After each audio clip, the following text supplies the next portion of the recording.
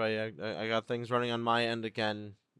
I got Discord somewhat working. I'm not sure what the fuck's going on, but Hina's now having audio issues. Just for those who.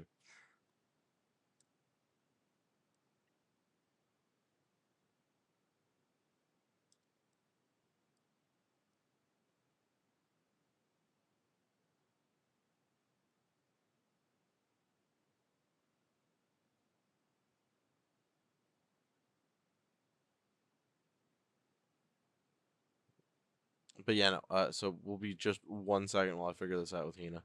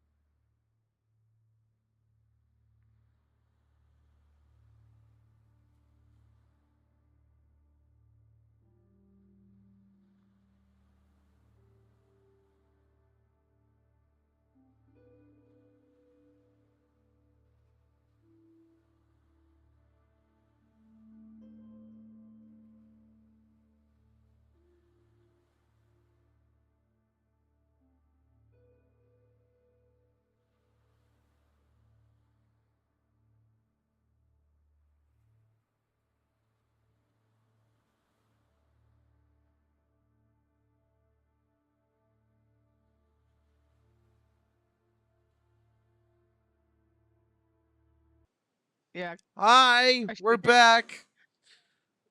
Hi. Oh my god, my spine. Your spleen. I'm so fucking. That shit was so stressful, guys. I cannot I begin. had a brain itch. Like, high class brain. I had to fully uninstall and reinstall Discord from the bottom up because somehow a core package like like the fucking JSON file that runs Discord's entire UI somehow just got removed. Jesus. the whole UI. Like, Discord was in fact working. It was doing what it was supposed to, but when it would try to queue CPU space via the JSON file to actually like run, it just broke. It just stopped working.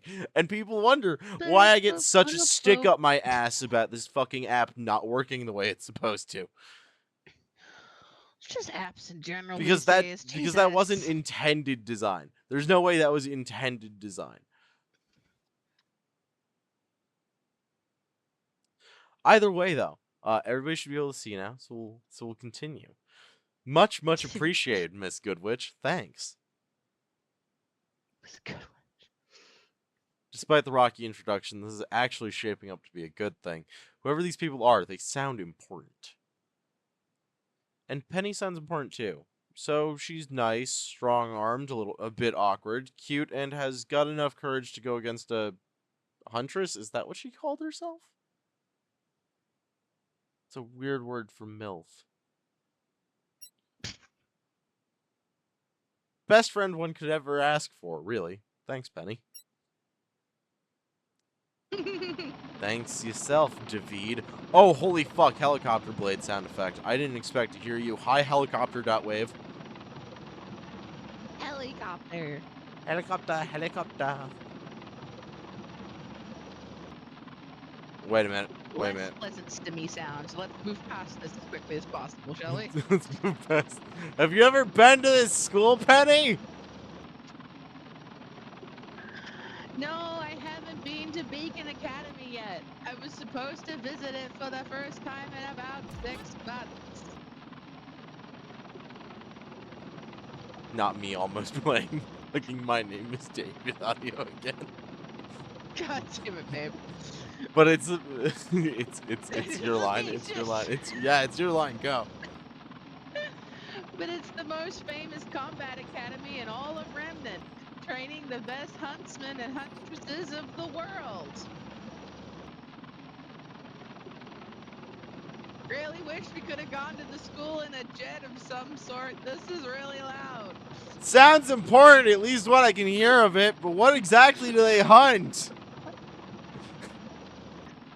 The Grim! They are... I suggest you take your seats and strap in, children. We're descending. We're strapped in already? She pointed out the window to her right. Curious, I slowly waddle over to a seat on the right of the flying vehicle we were riding in, not paying any attention to her rather polite instructions to strap the fuck in. I failed my airline safety course, as you can tell. Look, with the sound of these blades, it implies these doors are open. Open. So why are these kids not strapped in already? Oh no, What? no, look, I've been in a helicopter before. This is just how it sounds. They're incredibly fucking loud. Like it is almost recommended that like you just wear headphones with a fucking audio device in them to be able to talk in a helicopter because it's just fucking that loud. Okay. Like this, it's fairly accurate. And then I see it. Okay, cool. Now that we don't hear that anymore, let me just... so that everyone has an idea of, like... Okay. Here, brain visually twinging at the moment. Why is there a different season on the inside of the complex to the outside of the complex? Why is it autumn inside the complex and summer outside of the complex? What is going on with these trees? Oh boy.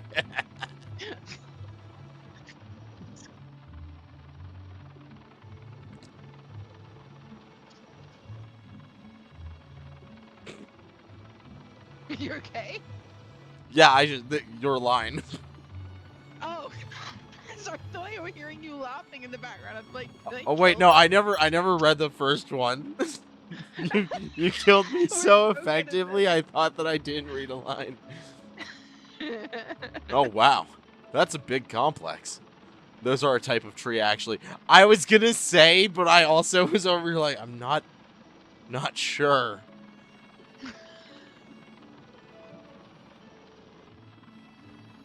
Ooh, I think I can see Ruby from up here.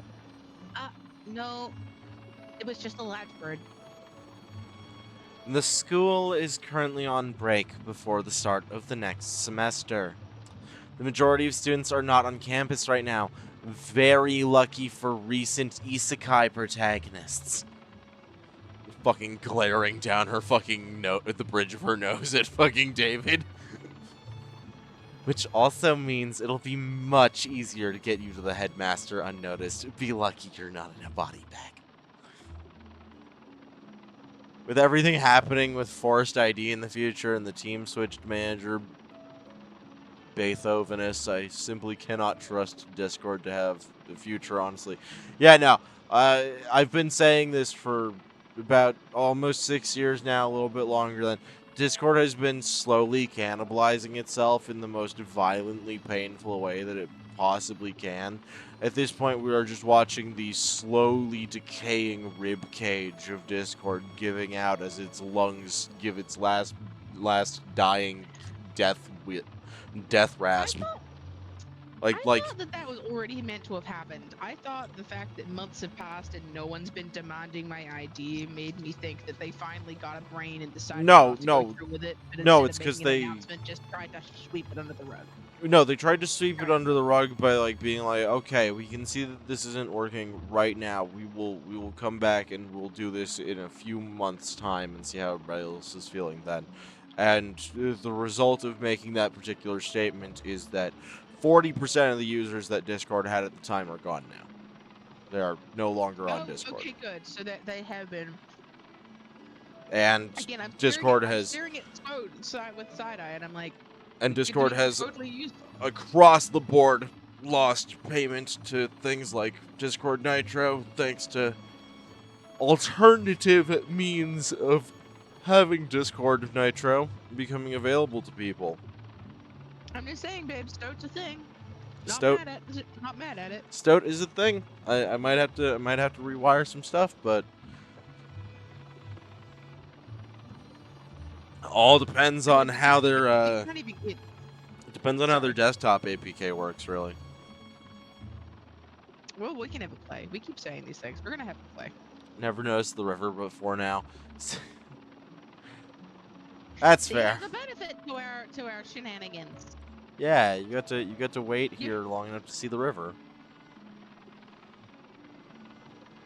before it's gone. Nah, it's back. And back again. Why did we fade? Fade to black. Yeah. What? Where did we go? Also, they fucking did it again. It's gonna bug me every time I see it now. So yeah, this is just unfortunate choices. Yep.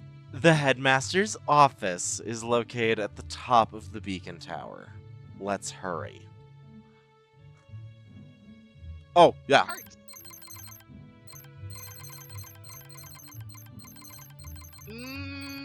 I don't like it. I like it. Maybe don't like the rhythm you did it in. My brain was like, It was definitely rhythm because I was just going.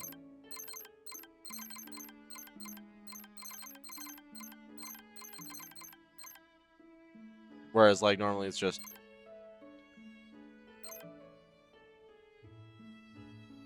I like the click sound.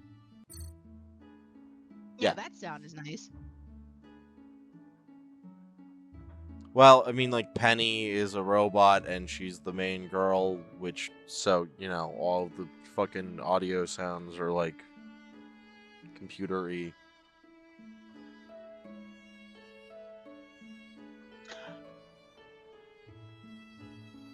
I'm back, Headmaster.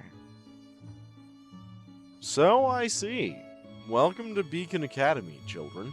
I'm Osmond, the Headmaster of this academy that will definitely last multiple long years and several seasons of a hit award-winning show. I can't tell if you're being sarcastic. Oh, incredibly. So this is the headmaster of Beacon Academy. He's very attractive. Wow. There's some fine aging genes in action there. Jesus fucking Christ, David's just over here like... David's just over here like, wow, damn, a silver wolf? So pretty, and I'm like, dude, do you have nothing else going on up there? What is happening? Hello, character I hate the most. Look, everyone hates Osmond. Except for David. Apparently David's like, wow, older man, hot. It's like unkempt hair, which implies he's a busy person. wearing a suit, but not a fitted one. So he's important, but doesn't give a lot of care about his his like visual representation to other people. Going No, on with a pretty fin-angled like cane there, which has got my attention. He looks really, really handsome, dude. no, seriously. He's got a head full of gray hair, but he's got a full head of gray hair. And where the hell are his wrinkles? He looks like a girl's older man fantasy. Or straight out of one of those boy love stories. Or straight out of... Wait a minute. It gets even better. Oh, or straight out of one of those boy love stories, but in that case, you'd need a... I can't fucking... And this is General Ironwood.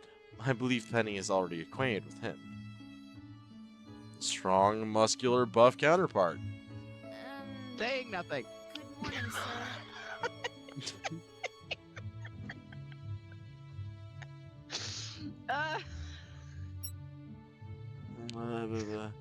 I'll bring back John's earlier note. The stream is still tagged to JJBA. What?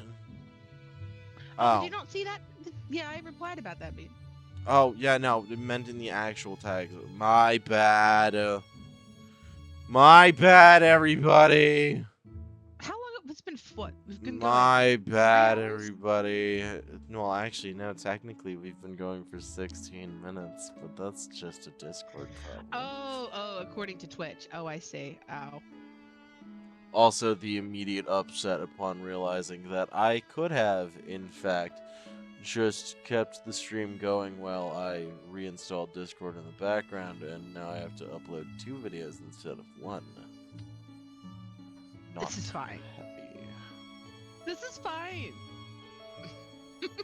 Not happy. Yeah, it's 'cause I'm grumbling. Wait, quiet voice again. What? What do you mean? More words. Yeah, like, do you mean us? Do you mean the game? There's a lot of voices. Some of them in my head. The game. I think that was intentional. Yeah, that might just be his mannerisms. Good morning, sir.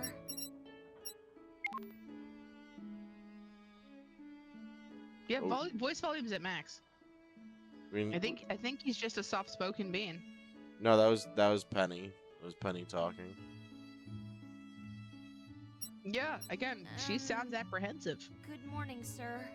Yeah, as one would be with talking to a guy that she's gotten in trouble with multiple times. Mm-hmm. It seems one can't take his eyes off you for more than 5 minutes without you taking in some stray, Penny.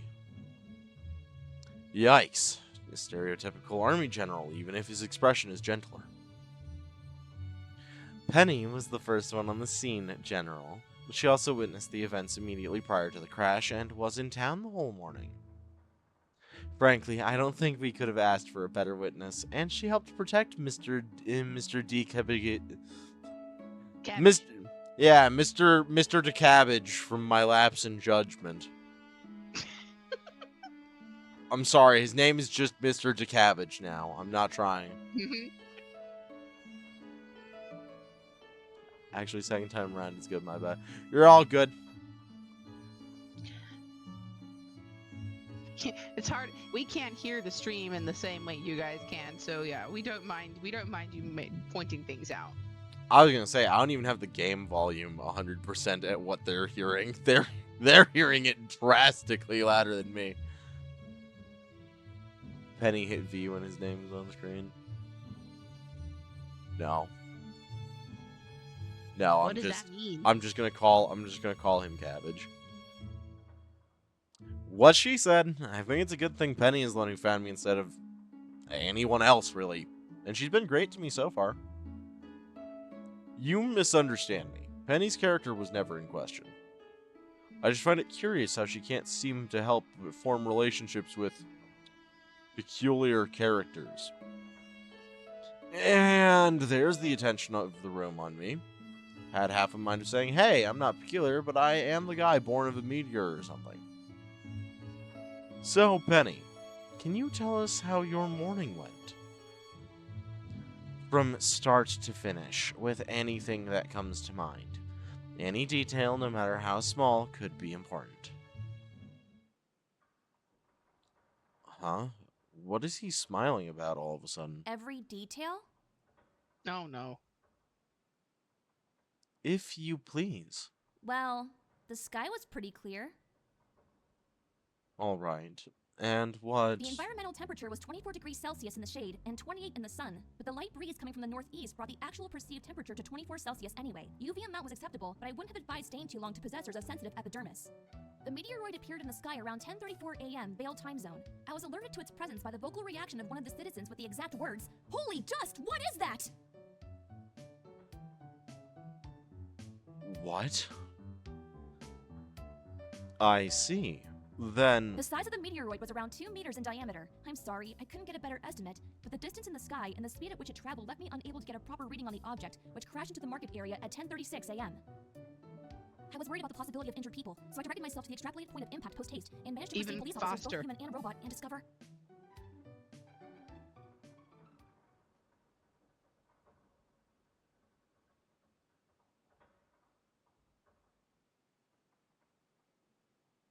And that's when we arrived at this location.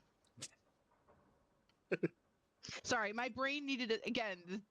You need to audio catch for it. me. You need to catch up to audio it. for me. I didn't want to say anything about it. I just sat here the whole time like, she'll figure it out. She'll figure No, it out. I needed a second because again, audio for me is like it does some weird things to my brain. So I was literally like my brain was attempting to process what I just experienced. Just needed a second. Yeah, just hearing Penny on the fucking ramble, absolutely. Also, I just had to go back and title the first half of stream part 1, and I It's okay, man. Oh, okay, you know, at least I can start downloading the first half of stream now. I see. Thank you for your exhaustiveness, Penny. Always, asshole. Oh my god, he is a headmaster. That didn't faze him in the slightest. Even the general lost his smile halfway through. I don't know. My pleasure, headmaster. He's not fucking smiling no more. You could edit the two videos together. I can definitely try. No. I can definitely Bean try every streams too time. much for editing. Every time that I've tried to splice two different streams together, I've somehow wound up with a situation in which my editing software has lost all of both of them, and I don't want to do that again.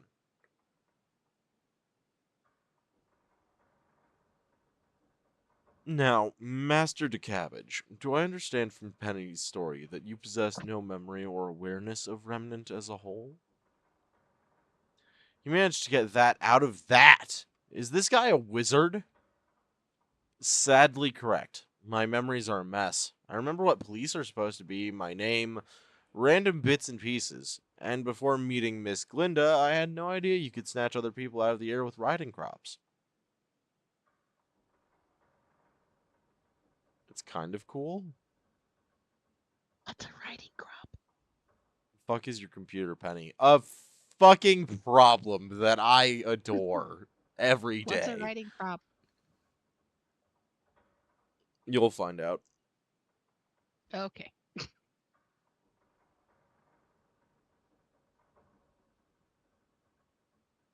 No, it's God, what is a way to describe this? I'm going to Google. Because if I read it off of Google, I'm not saying things that'll get me in trouble. A riding crop is a short, 18 to 26 inch, lightweight equestrian tool used to reinforce leg aids, encouraging forward movement or directing a horse with precise, gentle taps on the shoulder or hindquarters. You mean a whip? No. No, you know Wait, that small little like stick with a tiny little folded over strap of leather that you'll see like horse jockeys carrying? my brain perceives that as a whip. I That's think even though it not a looks whip. flexy. That's not a whip. Not even remotely the same. The level of You whip dexterity things with it. the level of dexterity that you need is entirely different. And no. Okay. Stream discussion. Yeah. Actually, yeah. Stream topics. Go look in there. I'm sure that somebody here's got a riding crop that they can post. Oh no, they're just showing me more pictures of this character with them holding the thing. Yeah, my brain, I guess, like again, we don't have a lot of horses, so my brain's like, oh yeah, it's a thing you whack something with to get it to do a thing. So my brain perceives that as a whip. But I will be educated, and it is not a whip. It is in fact a riding crop. I will add that to my brain. That's why I also thought floggers were whips, because in my head, you hit with it to get it to do a thing. So my brain goes, that's a whip. I'm gonna reclassify baseball bats underneath whip in your brain now. I mean, my brain knows that's a bat I because fucking. it's made of primarily of timber. So like a baseball bat and a cricket bat to me read as bat. But like I think it's because it's got leather involved too. It's like What a in the stick with fuck leather at the end. What in the fuck do It's a you stick do with with leather a at the end. metal baseball? Wait, what? What is a baseball but a static whip? Yeah, I mean I can see no, because it's made entirely of wood. There's no leather involved. Whips in my brain have to have leather in there somewhere. Okay, what if it's made? What actually? Wait a minute now. First of Go on, all, pick my brain. a baseball bat can be made out of metal. Aluminum baseball bats exist. Well, it's Secondly, no, but see the preference. There's a preference there. It's secondly, aluminum baseball bat. okay, just because I said aluminum doesn't mean that they all are. There are also titanium baseball bats out there. But regardless, Mm-hmm. secondly, what do you mean there's Mm-hmm. no leather involved? What the fuck do you think a grip is? No, leather at the end. It's a stick with leather at the end that you hit things with to move it in a direction or get it to do a thing. I mean, technically speaking, depending on how you're hitting it, both ends of a baseball bat could be counted as in end. Yeah, but it's not like hanging off the edge of it.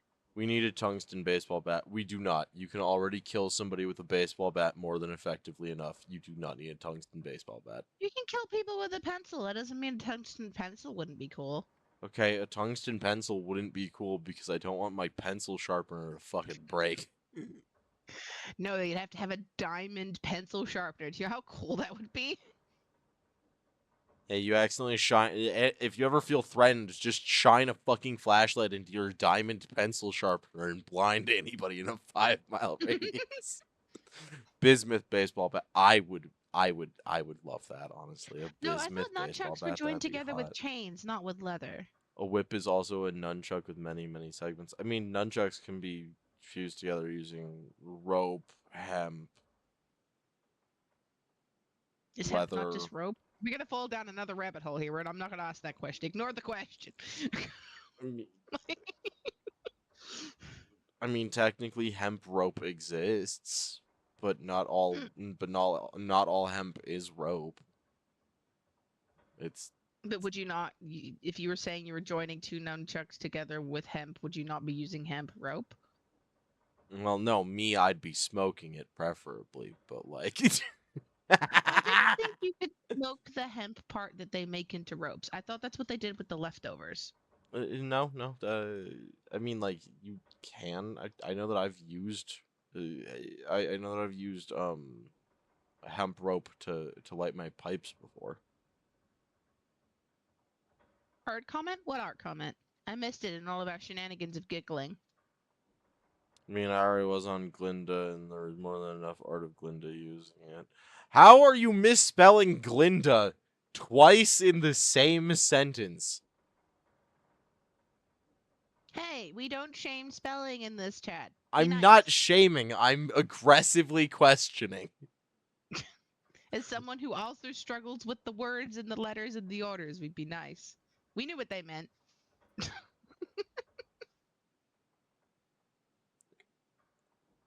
You know what? Just to be facetious, no, I don't. Who's Glenda? Where's Glenda? Show me a picture of Glenda.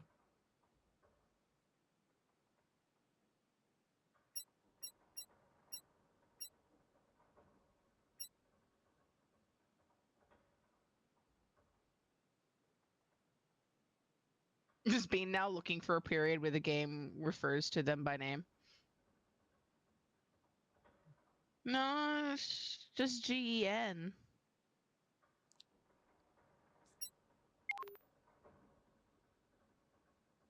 We'll What does that click. sound?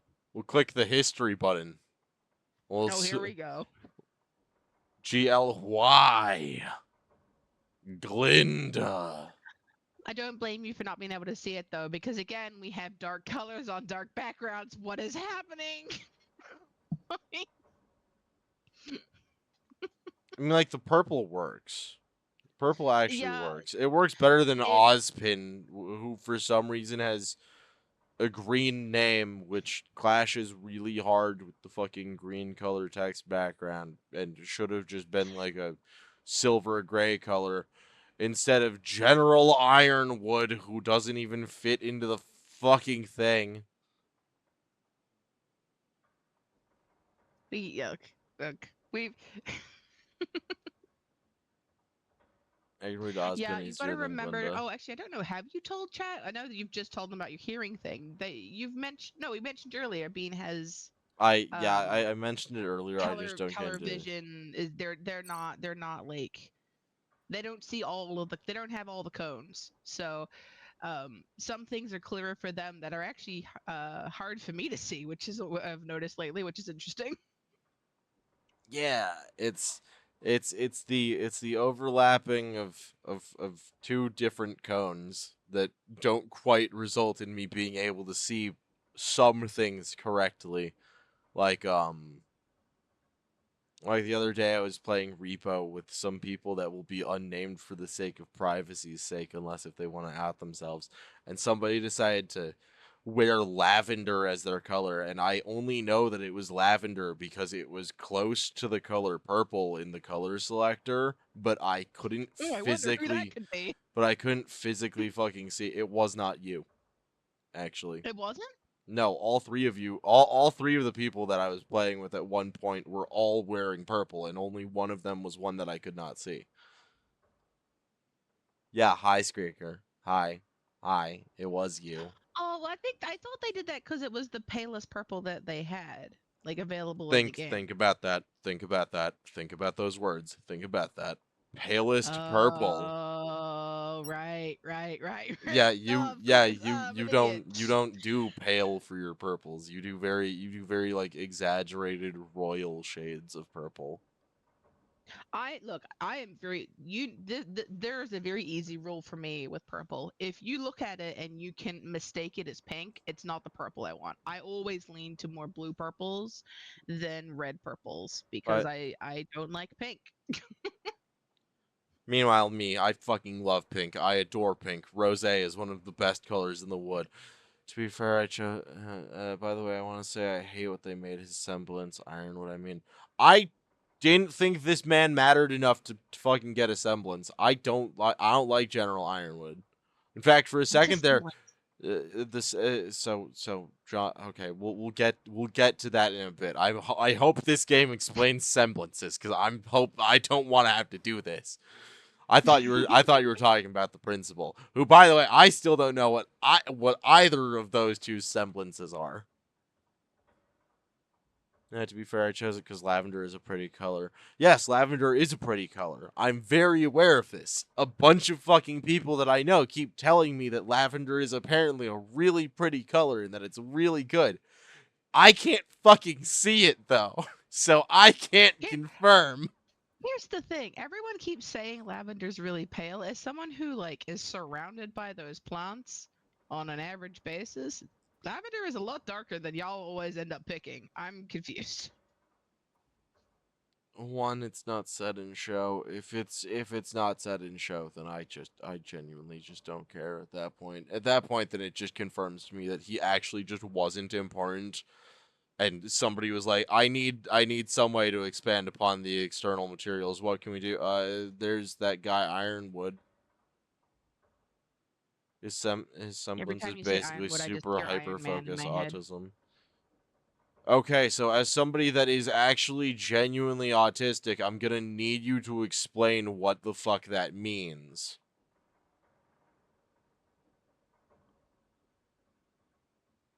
What does his semblance do?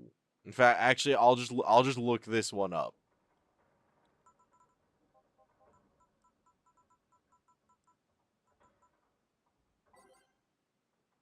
Okay, let me get the exact wording.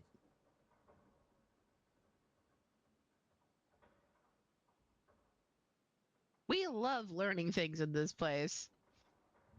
Yeah, right. No one will be confused. We will go into the depths of everything before we progress. No one will be ignorant. Wow, look at that. I looked up his semblance and I've already been spoiled on something. This man's dead. I'm Okay, babe. Wow. Okay. like no, immediately second word in the fucking Wikipedia was, and I'm like, okay, he's done. He is done. Okay. Lavender the color versus lavender the flower are quite different because language. Oh, so you're implying that lavender, so maybe lavender flowers were named after something. And maybe lavender is not actually the flower. It's just the Honey, flower is named after something that's lavender. honey, I need you to understand this. Lavenders aren't lavender. Lavenders are fucking violet. Lavender, the color, is a much different shade. Then why did they name them lavender? I What think is it's lav? I think it's because the color lavender is based off of the color of the pollen.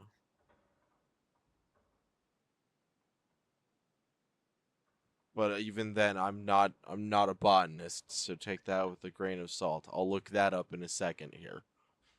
Metal was the semblance of James Ironwood. It bears particular distinction as the only semblance of which the effects were never explicitly shown or mentioned, to the point where it isn't even named within the series. It strengthened his resolve, which allowed him to carry through with tough decisions and helped him hyper-focus. I guess when you look at lavender from a distance, it does look a lot paler because of its. Yeah. No. Okay. Fair enough. I guess I just stare at plants too closely. I'm not gonna lie. This is the stupidest fucking thing I've ever heard. What, our tangent? No. No, I'm reading about this. As a passive semblance, metal was only ever present in the background, essentially acting as the uncompromising aspect of Ironwood's personality. It emboldened him to act swiftly and helped lessen the psychological burden of difficult decisions. If anything got in the way of his goals, he took action to eliminate the variable from the equation as soon as possible. However, this had the consequence of feeding into his paranoia, making him hesitant to take advice from or even trust those closest to him.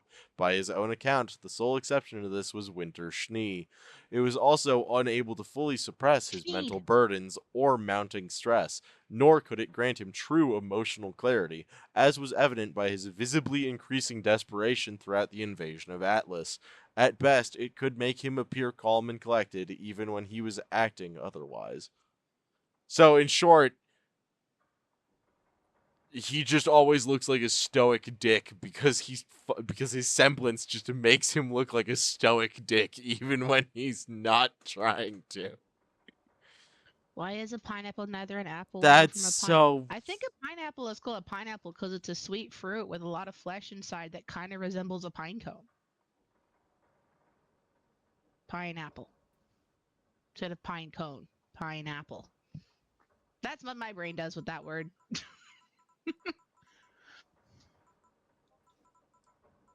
Squeaker. Squeaker brought up pineapples. I Pineapple apple pen. I figured. Funny enough, it is actually named after the pineapple though. What is? The pineapple. It comes from the word pineapple, which is a 14th century term which refers to pine cones. I was right. Yeah, I love it when I'm they accidentally describe it as correct. a pineapple because of its resemblance to a pine cone, but its edible nature similar to an apple. Look at me guessing correct.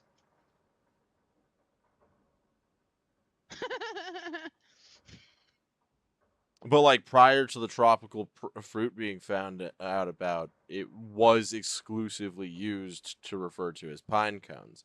It's just once we found out about pineapples existing, those now got the term pineapples, whereas pineapple, which for some could be pronounced as pineapple, changed to mean something else. And so now I pine love words. cones are what are, and so now pineapples are referred to as pine cones. Told you it was bad. I mean, it's not just bad. It's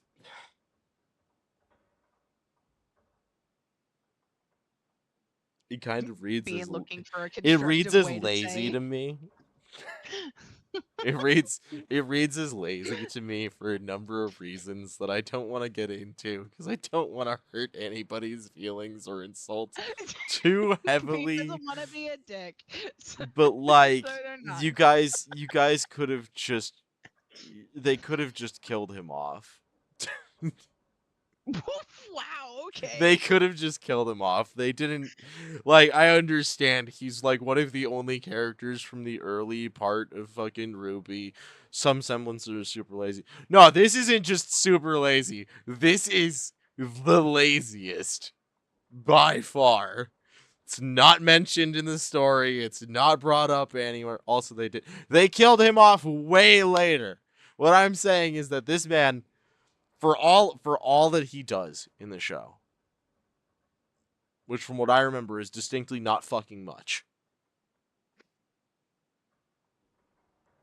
They could have made his semblance be literally anything because he never has it shown or anything. Instead, they made him more sympathetic with it in the stupidest way possible by making it appear like any potential like time when he was being stoic, he could have had a different reaction.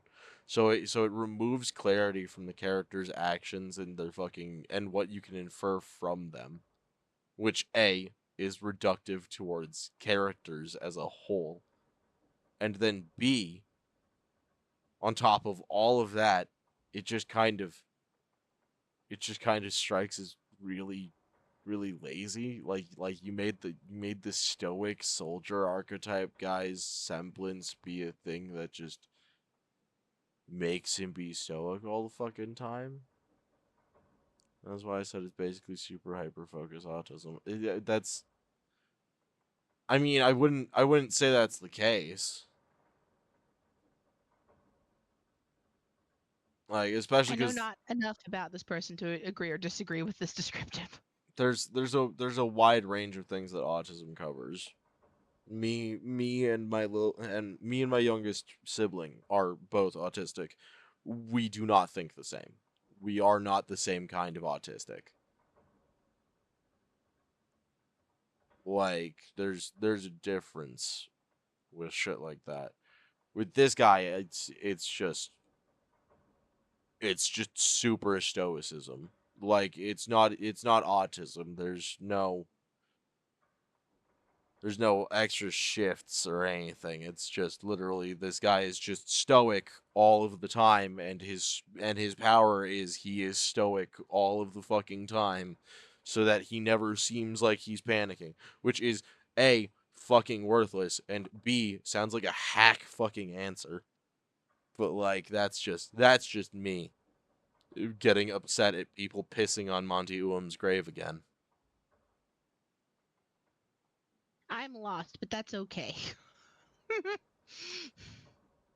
Yeah, I did not say otherwise. Well, yeah, I just again, I was very curious as to what it could be to get that kind of descriptor, and then I read it and I'm like, wow, that's not just disappointing. I'm not even a fan of this, and I feel let down. Aw. What is the last thing you remember? Darkness? I guess going to sleep. Next thing I know, I'm waking up in a crater, and then I met Penny.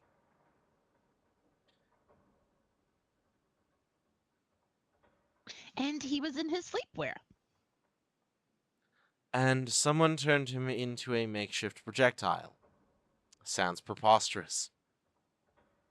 Hmm. You seem to have a theory, James. Okay, you know what? Don't call your boyfriend out like that, okay? He's not lying, or if he is, he's the best liar I've ever met. Oh Why do you no, smile when that you say that, sir? that seems like a That's fucking weird. compliment coming from you. So either the impact knocked the memories out of him, so to speak, or someone removed them. Also, the worst thing is that he is shown not needing to have his semblance to make these kinds of hyper hard decisions.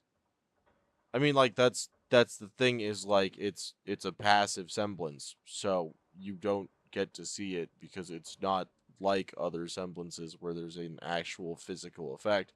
It just literally is a passive thing. Like even here on the wiki page, there's no like there's no like definitive uses. It's all just a list of possible uses.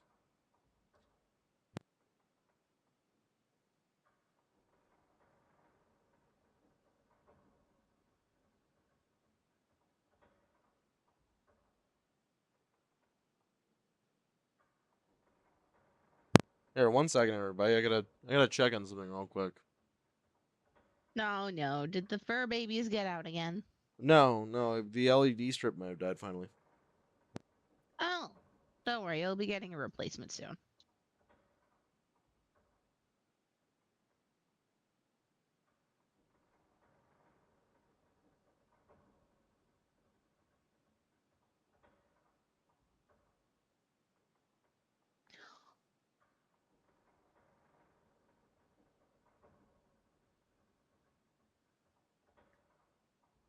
Ah, why am I tired all the time? I should probably see something. Look into that. I slept for like at least 8 hours. Why is the human body like this?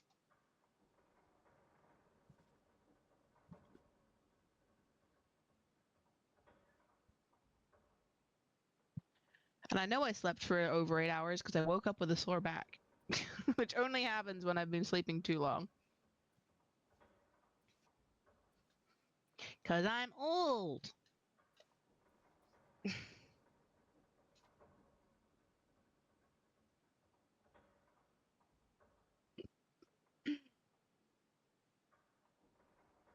must be serious if being is on this long.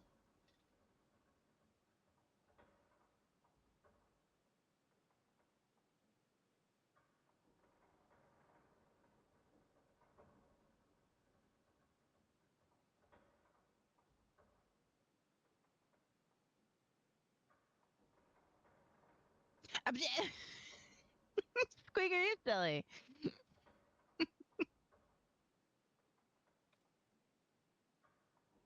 For real though, I wonder if there's something I'm not eating that's making me sleepy all the time. Because it's starting to get annoying. I would like to not be tired.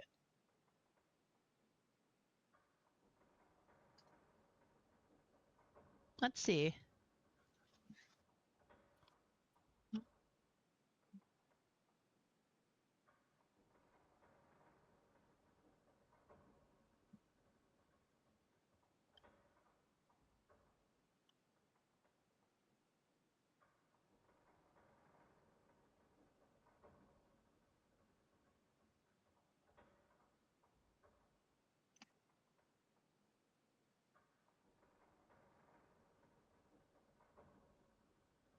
Iron, vitamin D, vitamin B12, and magnesium. Hmm.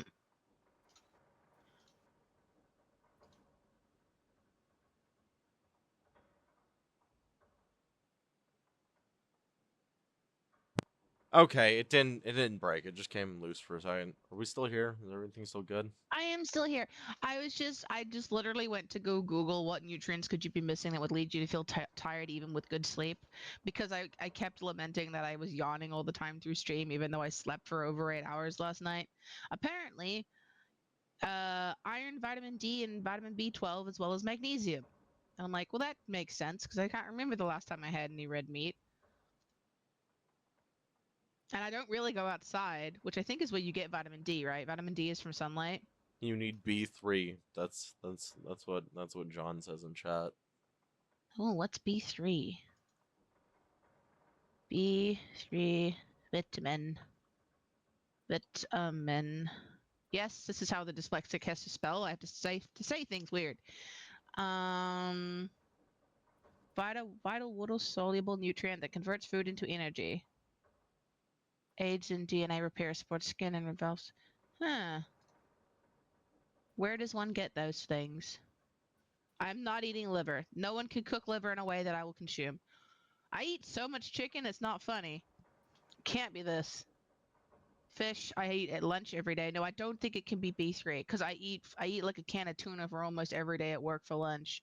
Chicken is like my favorite meat that's not steak. And you'll never get me to not have enough bread and rice. I feel like it can't be that.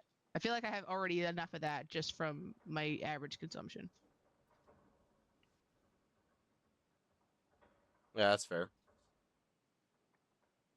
I feel like it's probably more likely to be vitamin D because I burn like nothing. I get sunburned through windows. I'm that sensitive, so I avoid the sun like the plague. It's more likely that.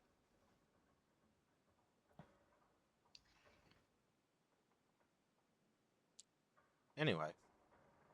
Anyway, Yeah, this is what no. happens when you leave. Yeah, no. The LED was working just fine. It just came a little bit loose because of how it's arranged and everything. But it should be fine. I should be able to get things set up in a way where in the future it won't have any problems. Well, yeah, because Anyhow, you're getting a new one stone. I mean, now that we've got more space in the place, as it were, I might be able to have more than just one. No, By the I way, I don't hope think you they saw did. what I said about Ironwood Penny. No, I was out of my workstation. I had to physically get up and leave my area. I did not bring any They, of my devices with, and I did not see anything that you said. yeah, they were the literal term of AFK.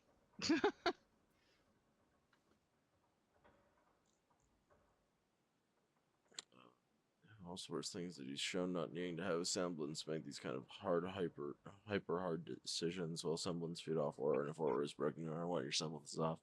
Well, yeah, again, because it's not actually a semblance, it's just some fucking hack writer's fucking answer to something that Monty probably didn't even actively have written down yet.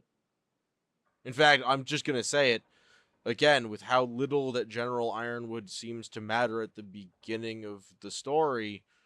I think that some other person just wanted him to be more important than he was, and so he survives the fall of Beacon and everything just to have a forced idea of a semblance pushed on him later. Because again, we have no definitive use cases. Everything, literally everything that we have about like the chances of him using it are all just possible times.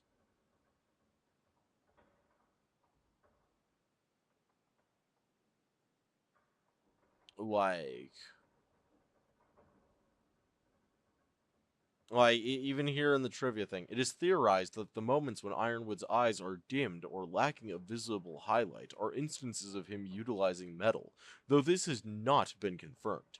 As such, it is difficult to determine exactly which actions were a result of his semblance or not.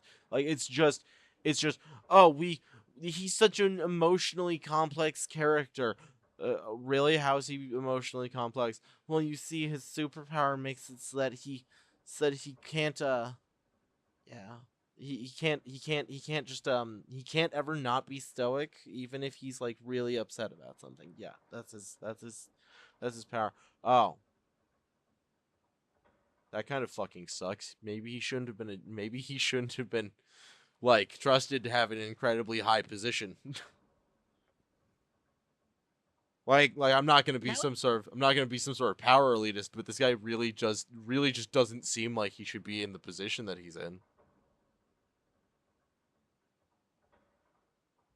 Like how did this guy manage to climb up the ranks in a world where you've got a literal blonde woman with shotgun fucking gauntlets?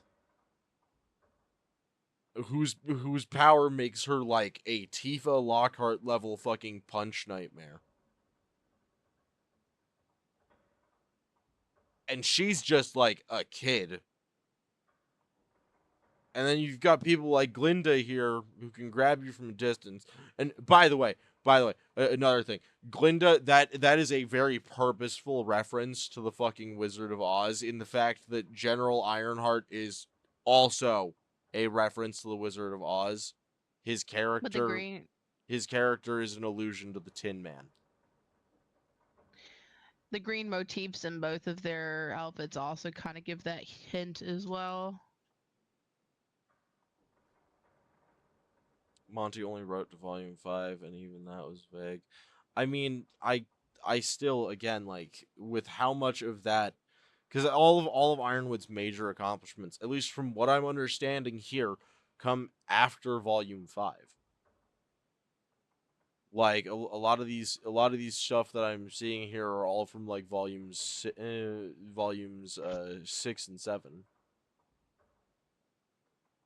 So like again, we don't even have like any examples of him early on in the story using this. Yep, that was me agreeing with you. Like yeah, it's just again, it's just weird to me.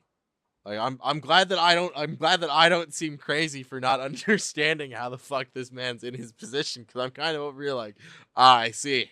The dick game was real good. Damn. Wait, what? It does seem to be the most plausible explanation. I turn right and meet Penny's gaze. She seems to share my surprise and the question on the tip of my tongue. But why would anyone erase my memories, put me into a fake meteor, and hurl me at a city? Also, how do they get it past the barrier? Those are questions that need answers, indeed. But I don't see us getting them in the course of the day. So, for the time being, I'd like the both of you to stay in Beacon. Stay at the school. Really? Both of them, Osman? Penny is the first bond Master DeCabbage made after his awakening, James. If his memories have actually been tampered with, I think it's important to give him as many anchors to the real world as possible, in preparation for when they'll go back to normal. Now, don't question Daddy again.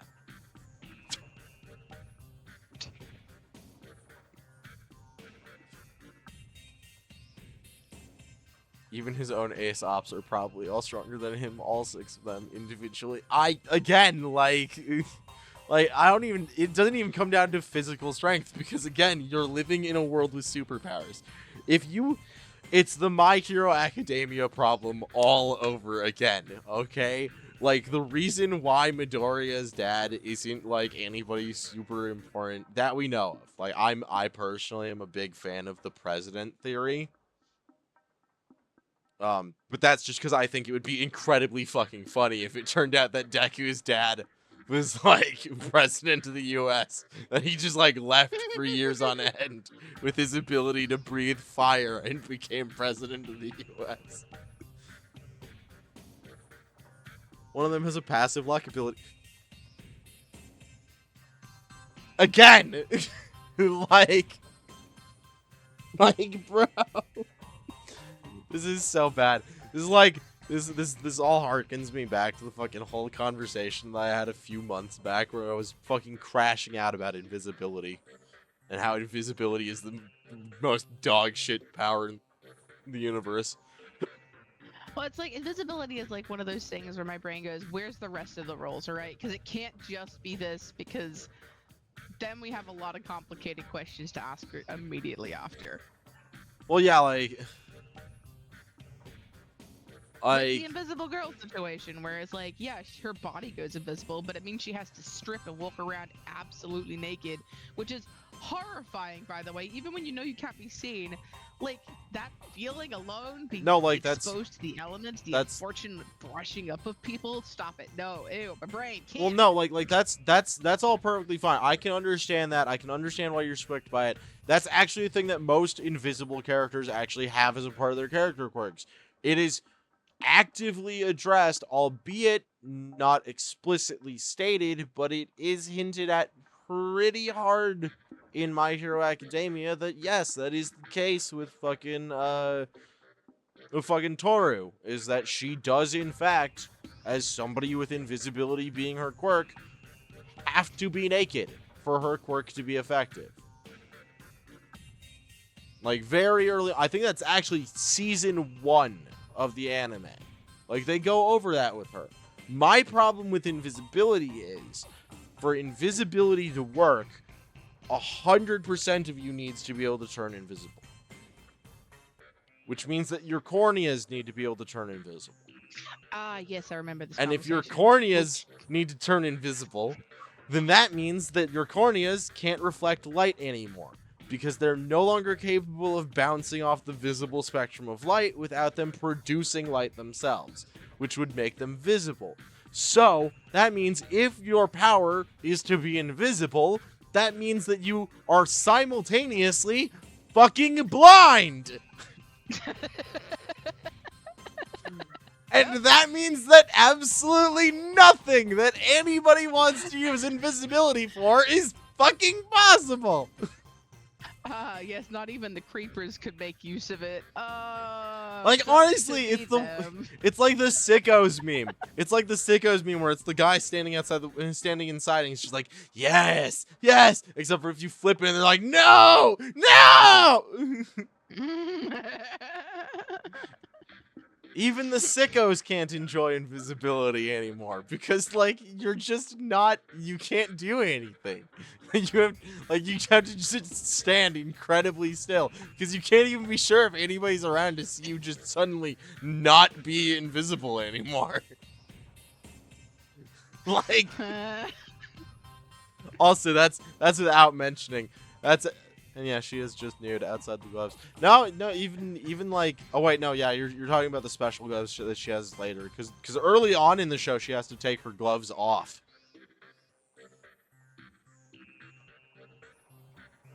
But I think that she does get a special pair later. But yeah, no, invisibility my would brain's fucking doing suck. the typical female thing, going, ah, shit, she's a lady. Like, I hope.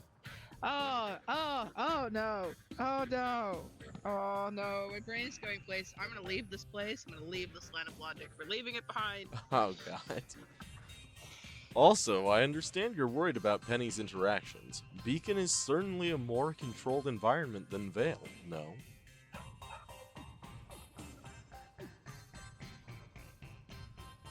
Granted, but unless there's something else you're not sharing with us, which may constitute an impediment, I don't see any reason why Miss Penny shouldn't be allowed to spend the semester here at Beacon. Does she want to? Is anyone about to ask her? Hello? Go on, baby doll. Make Daddy's day. Argue with me. See what happens when you tell the headmaster what's going down. And I'm saying she's invisible outside the gloves.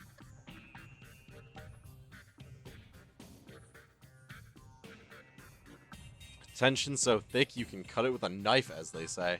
I don't understand. They seem to act friendly so far, but now it's like they're playing mind games with each other.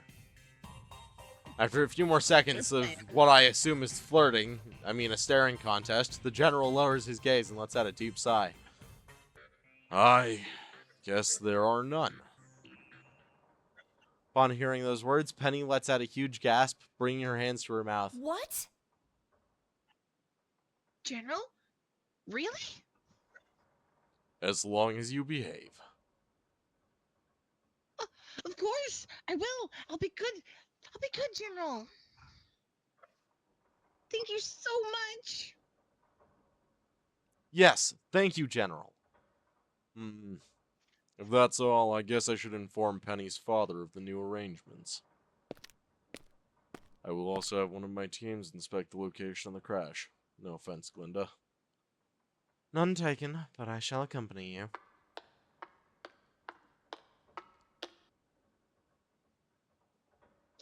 Thank you, Headmaster. 1,000 thanks.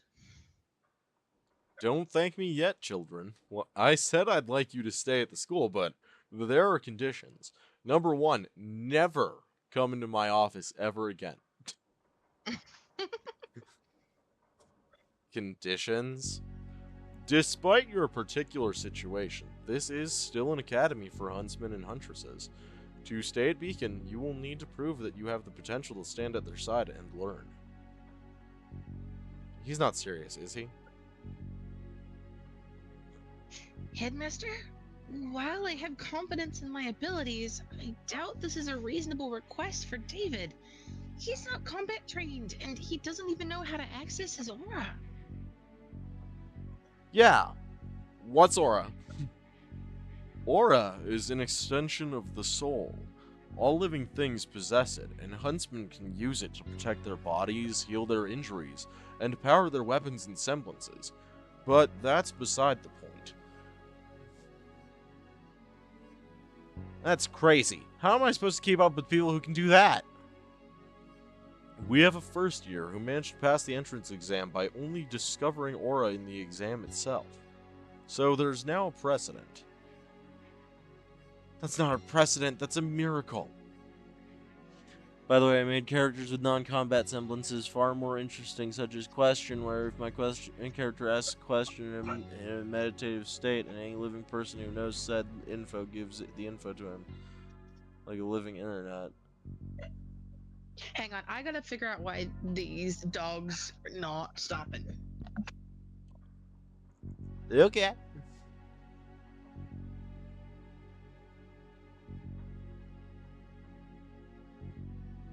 That sounds really cool. I like that for an idea for a semblance. I feel like it could be better. Sorry about that. I'm back. like maybe instead of being in a meditative state, like even an unconscious state would work. Like maybe a dream walking thing. It seems like it's a really cool idea, but it seems like very Deus Ex Machina. By the way, the character is a real know-it-all jackass. Well, yeah, because their power makes them a know-it-all jackass. Like, oh no, it smells bad in the Great Mighty Pooh's house.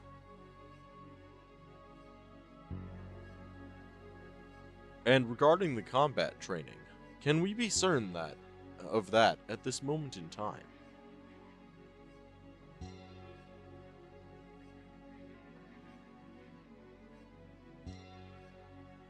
Oh, that's right. What? What's right? What is he talking about?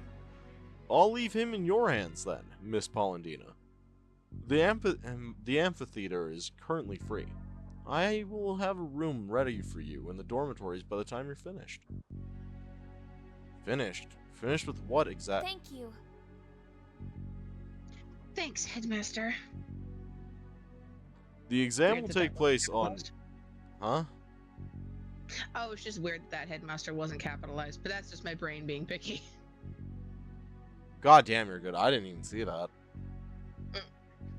The exam will take place on Sunday. Prepare yourself properly. What? Penny? Where are we going? I can walk on my own!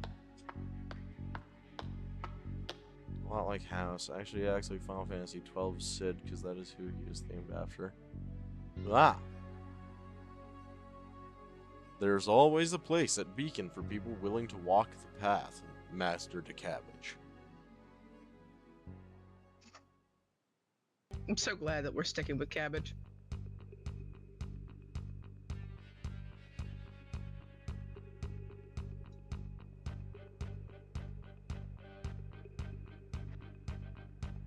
Here we are. Sorry, my brain was taking a minute with the music. I'm also taking a minute with the music, don't mind.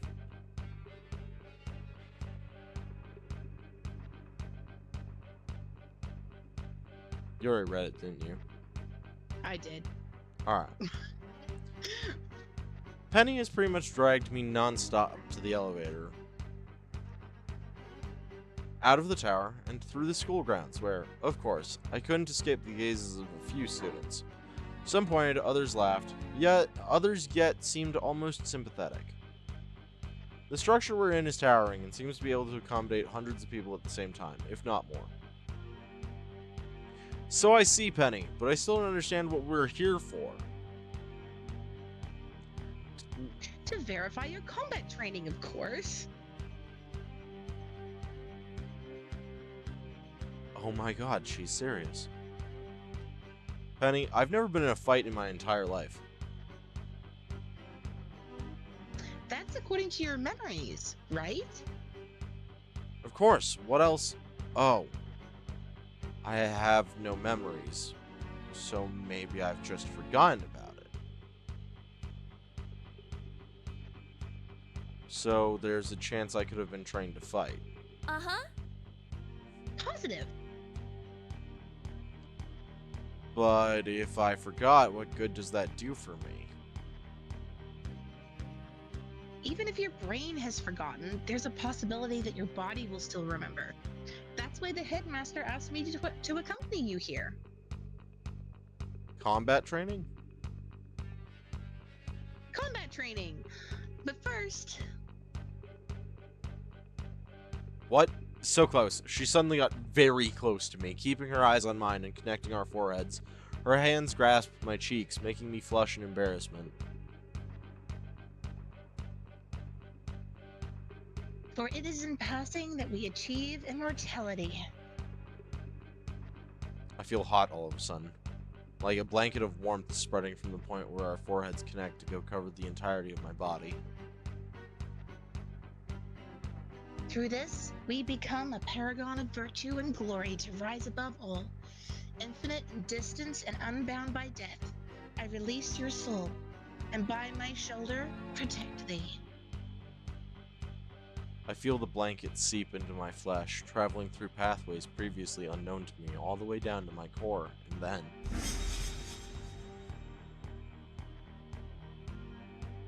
Penny lets me go, and the concentrated warmth in my body explodes, weaving outwards to my skin.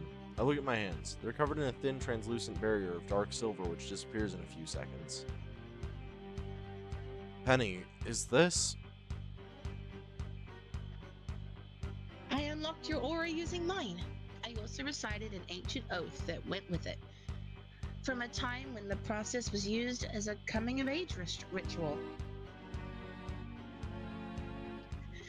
As the headmaster said, it will protect you and heal you. You have a finite quantity of it, though, so try not to rely on it too much. Dodging is important. Got it. And now? Now we spar. The feeling from when Penny put herself between me and Glinda is back. Although this time, it's kind of muted. Is it because she unlocked my aura, or because this is only going to be a spar? Be careful, David. I will tell you what I will do, but I will come at you seriously. Are you ready? Not at all. But this may help me remember things about myself. I flex my legs, preparing myself to move. Nothing ventured, nothing gained. Savvy.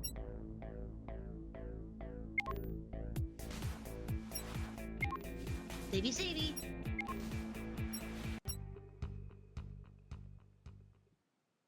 We're gonna bump back through. There we go.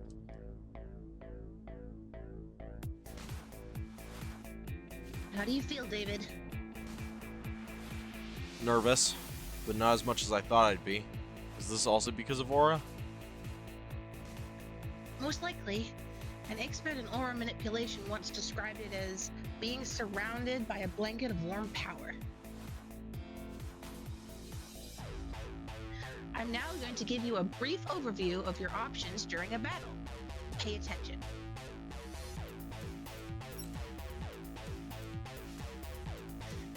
What you see below is your command bar on the left and your aura box on the right. Your aura box allows you to keep track of your aura level.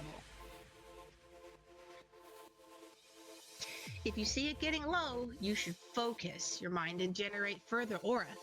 And remember that in a pinch, or if you feel a strong attack coming, you should hypothesize use of a defense potion. Position. Position, sorry.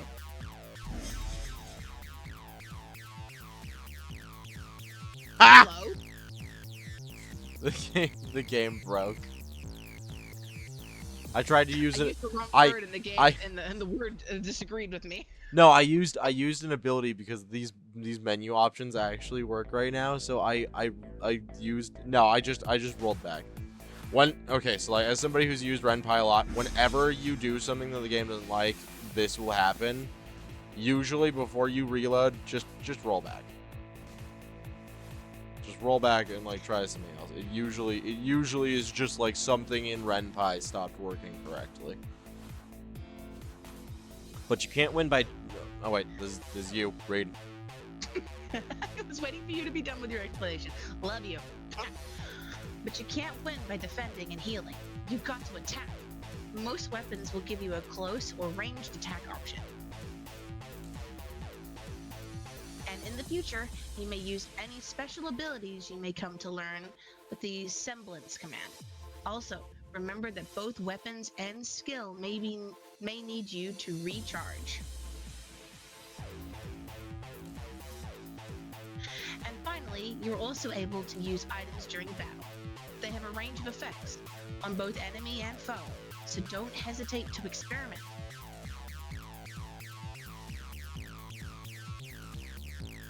Did you manage to follow everything? Yes, but it's a bit much all at once, I guess. Most likely, yes. It is an excessive amount of data for you to process. I think practice will help. Again, with them adding commas before the word though, it keeps throwing me off. Well, I mean, like that is correct sentence like structure. It is weird stuff. It's one of those things where my brain doesn't understand, but that's okay. So go on.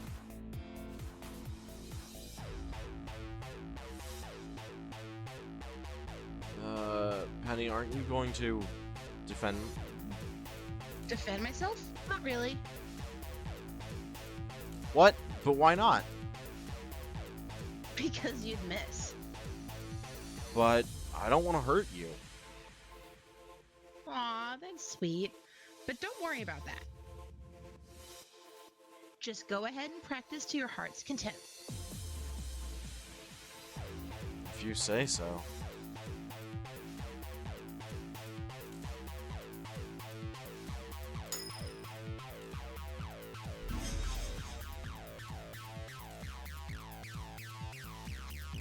I see you're starting to get used to it.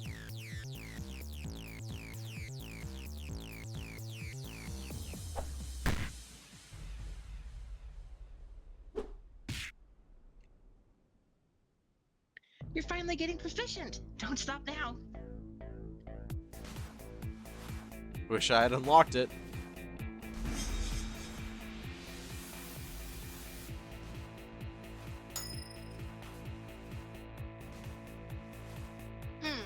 I think that's enough. Ow. Thankfully it's over. I'm the one who hit her, but my hand is numb. She's sturdier than she looks. Now that we're done with the warm-up, I will now defend myself and attack back, okay? Crap.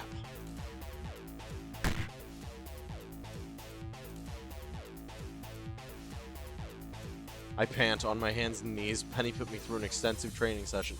For a second there, I thought that she just laid him out. I was genuinely, I heard that I heard that impact sound effect, and I was like, oh, I see. Penny punched him once and fucking shattered his sternum.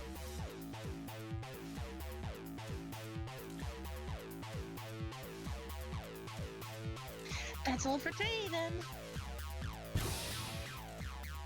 You did great, David.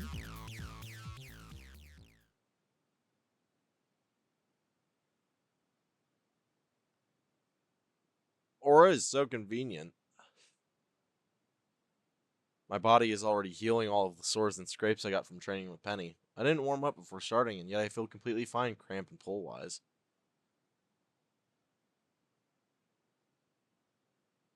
headmaster's hypothesis was correct. Your body has combat training. That's a pretty big hint.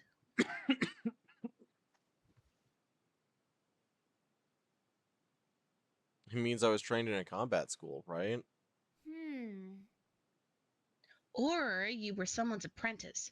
Either way, it should help us narrow down where to look for further information. It's a start, and I will probably survive the test. I raise my head to the sky. It's sundown. We've been here for a while. Well, want to see what the room the headmaster has prepared for us? Huh? Wait just a moment. What is it? You remembered something? Yes, I remember that the headmaster said he was going to have a room prepared for us, as in one, for the both of us. That's an assumption. So? What do you mean, so? He wants us to stay in the same room. And?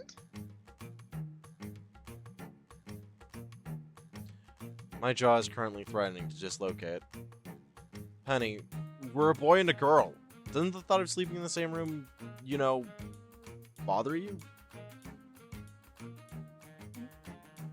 Oh. She starts giggling like I just cracked the best joke in the world. David, you're so old-fashioned.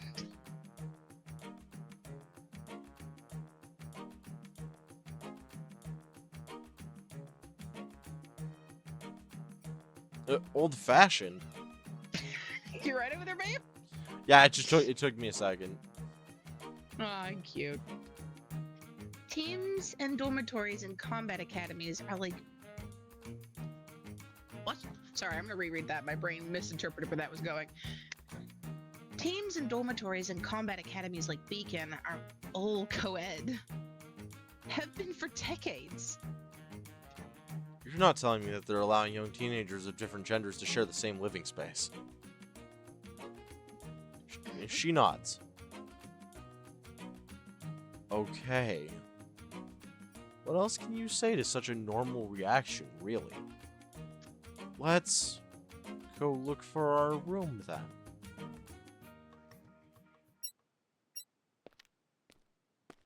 I really hope that I'm selling the character here. There was an undertone to that. Let's go find our room then, was I'm like, Bean. Penny excited to be sleeping in the same room as Penny.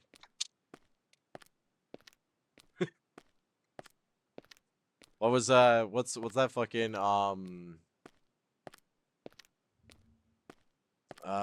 I forget what the meme was.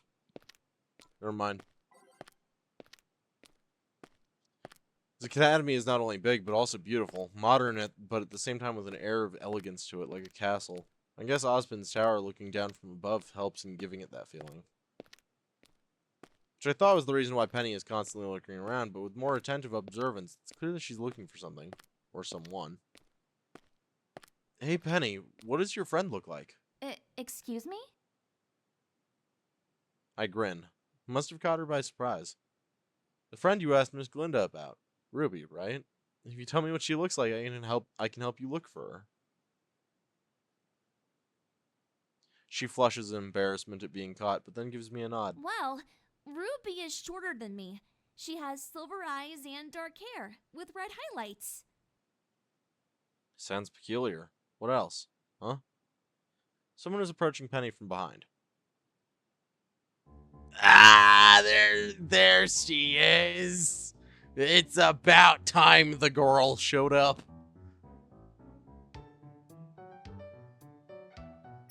You can't have a Ruby fan game without somebody's own personal depiction of what the Ruby Rose looks and acts like popping up. Oh?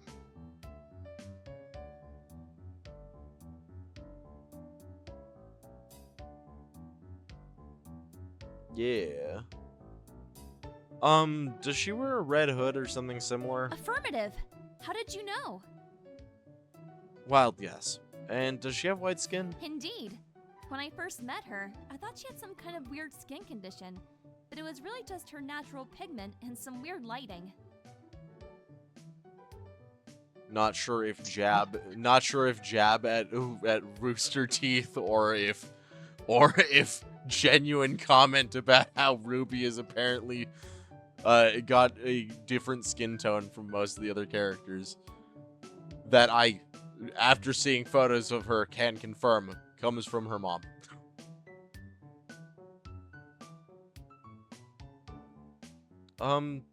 Don't you think that's a little excessive? Well, I suppose she's not that pale. Still, her clothes have colors that make her white tone that much more accentuated. Black and red mostly. I'm sure she looks just fine. Gorgeous even. I think she could benefit from a more variegated outfit. One of her teammates has a great fashion sense. I think she could take some suggestions about... Ruby? Backhand this bitch. No, no, no, no. I do not need fashion advice from Weiss. And my combat skirt is awesome.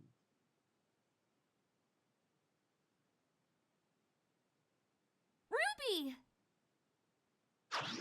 Ruby, I'm so happy to see you again.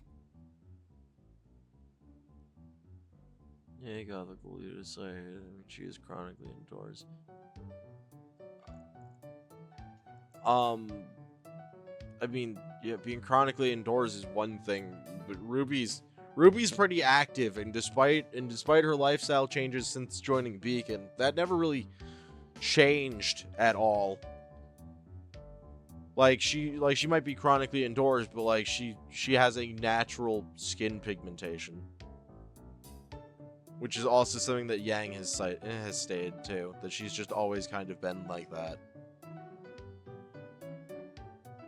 I mean, paler skin does come with genetics. Just now, poor skin and cat bowl immediately hear cat outside meowing. Ah, the best worst feeling in the world. The best feeling because you know that you were right and your cat is definitely hungry. The worst feeling because your cat's outside. At least that's the case for me. I get worried whenever mine go outside. Mostly because I also worry when I was outside. They should not be outside.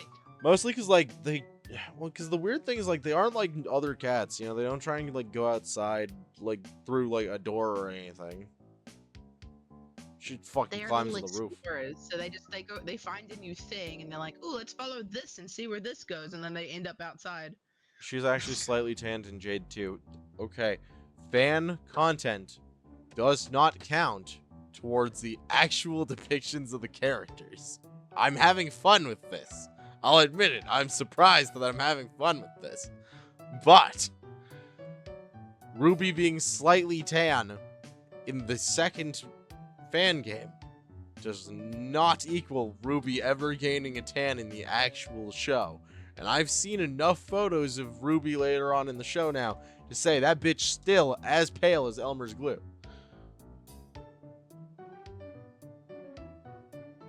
That said, we do adore the fact that most of these characters are like storybook references. It's still funny to think. It is funny to think. Not our cat. I mean, yeah, like not everybody's cat. In my case, I worry. Ruby, All right, happy to, but need air. I know the feeling, Ruby. Thankfully, Penny only continues for a few seconds more before releasing her. Ruby, I'm so happy to see you. Then you didn't go away for the break. Break's almost over anyway. I would have had to come back. But more importantly, you. Me? The headmaster asked me to look for you to bring you to your room, and he told me that you're going to stay at Beacon. That's super duper awesome. Oh, right. Yes. Headmaster Ozpin allowed us to stay here, provided we passed the exam, of course. We? Hi there. Looking like she had only just now remembered my presence, Ruby turns to me. I grin and raise my right hand in greeting. My name is David DeCabbage. Nice to meet you, Ruby.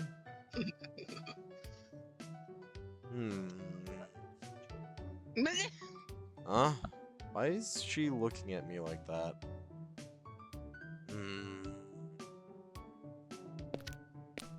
She's scrutinizing me from head to toe like a statue she needs to chip excess stone off of.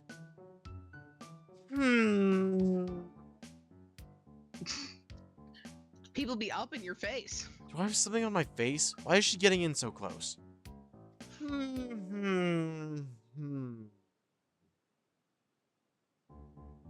She retreated, but she's still looking at me like, "You, mister!"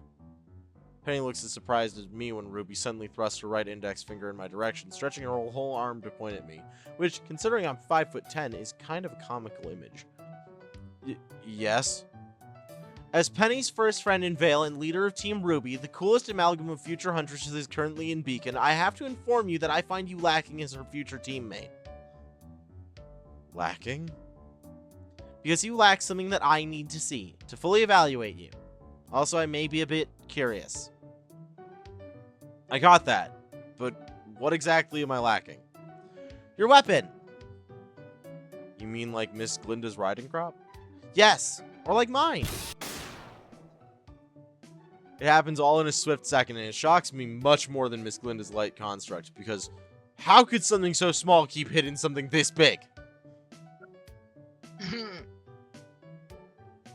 We allow it to happen because it's cool. Better yet, how can someone as small as Ruby carry around something that heavy? Ruby apparently loves my reaction if her grin is any indication. Did she make that scene just as a setup to this reveal? Her name is Crescent Rose. Ain't she the most beautiful thing in the world? She's a scythe / high power sniper rifle with extra mid-range rifle mode. Where did you even get something like this? Her grin widens as she plants the scythe into the ground and leans on it, smiling like a cat who ate the canary.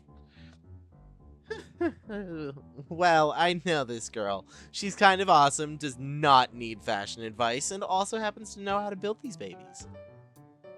You built this at your age? Her only answer is to grin harder, if that's even possible. Penny watches on, amused by her friend's antics. Okay, your turn now. Show me yours. Come on, whip it out. I don't have a weapon. Music stops! You stop. What do you mean you don't have a weapon? Even John had a weapon when he arrived. Ruby, Ah, poor John. David is... John getting strays in the chat, damn. Poor John. He decided to join Beacon Academy during No Pussy June. Learned the hard way.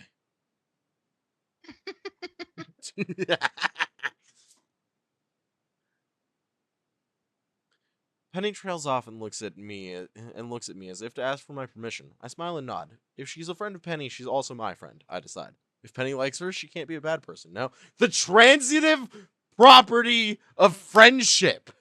It's like a fart cloud, but it makes you happy.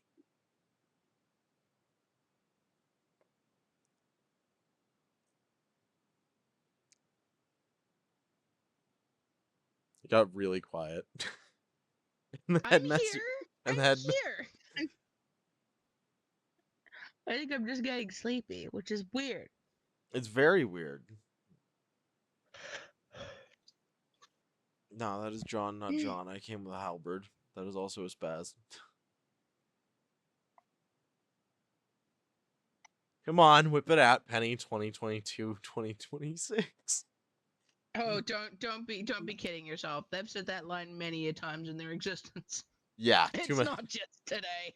Too many times. In fact, sometimes I say it just to fuck with people. And the headmaster didn't tell me not to tell anyone about my situation anyway. No one told me not to, so it must be a good idea. Exactly, like they would have told me I shouldn't if I couldn't. You see, this morning... Yeah, that's the gist of yeah, it. I'm a meat satellite. I crashed into the planet. No, John, that's not what I meant. Yeah, at least we know that Penny told Hina to whip it out. Ah. I mean, actually, that conversation started off as a like, well, I mean, I could, if you need. Wait, what? Where are we? Who? Oh, nothing. Don't worry, dear. You're fine. What are you talking about? Your implications are You look, concerning. you look pretty. You know that? Did I ever tell you that? Shut up. You Shut up. look so pretty. No, I don't. No. Wow. You sure you didn't drop from the moon or something? Not really. I was just thrown from somewhere. But that's more boring. Would you rather he lie to you? Someone erased my Extrapolates? brain, put me in a fake meteor, and hurled it at a city. And you call that boring? I said more boring. It's still very interesting. And kind of spooky, but all the best stories are. Shame you don't have a weapon, though. I didn't have any clothes on me when I arrived, let alone weapons. No, That- that's the wrong sentence. I was gonna say that was not that. You've given a very different. You've given a very different opinion. Everyone, like the Terminator. fucking bring one of those Walking Dead notification things. It just pops up in the upper left corner. Just everyone will remember that.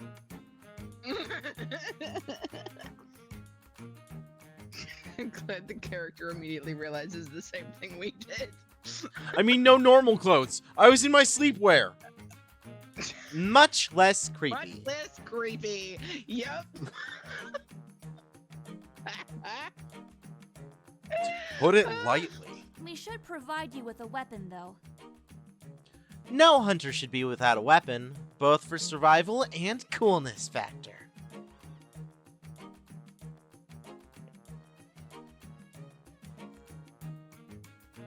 There are no hunters who fight barehanded, I guess. Never completely. My sister is a hand-to-hand combat specialist, but she has combat gloves. Without a weapon, it's real hard to use dust during fights. Probably also told Lucy too. Ah.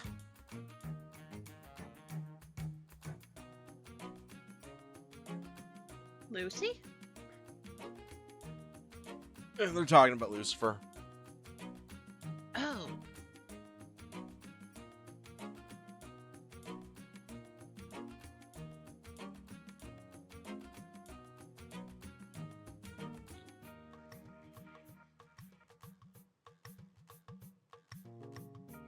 Yeah, I don't really tend to like to talk about people when they're not around.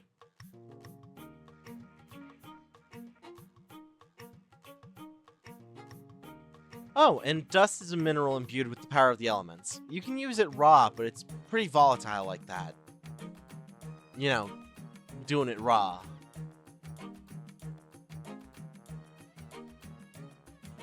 So, weapons are bust. 'Cause no weapon, no dust. Huh. I like her already. Any idea where I could get a weapon then? Sounds kinda important. I don't think you'll find weapons like Ruby's scythe in any ordinary shop. Damn straight. So how about you build it for him, Ruby? See, now you get to have a break, because I don't want you to be forced to have to do 6 different characters. Thank you. Huh?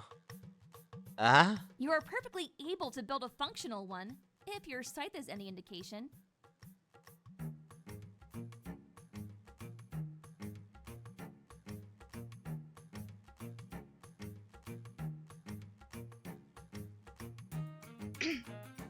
Well, yeah, but... And I'm certain whatever you'll make will be more advanced and awe-inspiring than any commercially available weaponry we may acquire from a shop.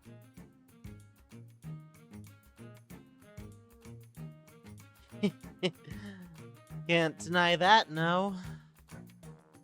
Oh, she's playing her well. So, what about I supply you with the materials and you build it?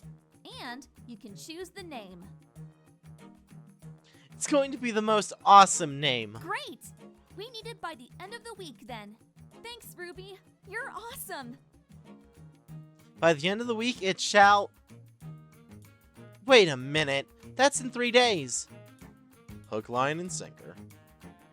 I'll get you the materials tomorrow morning. Ooh, I don't like working on a deadline. Sorry, Ruby. I would very much like to mount an opposition, but you've made it clear that it's kind of vital for me to have a weapon. Sorry, Ruby. Anything I can do to help or repay you, just ask. As long as it's not money. Oh, you'll help and repay me all right, mister. 3 all-nighters is a lot of cookies. Ugh, I should look into getting a part-time job or something once I pass this test.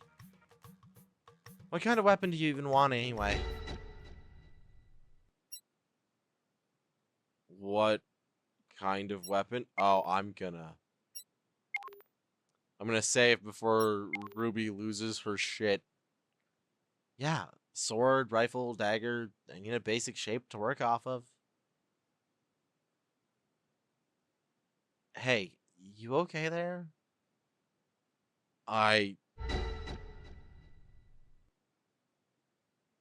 Penny, is he okay?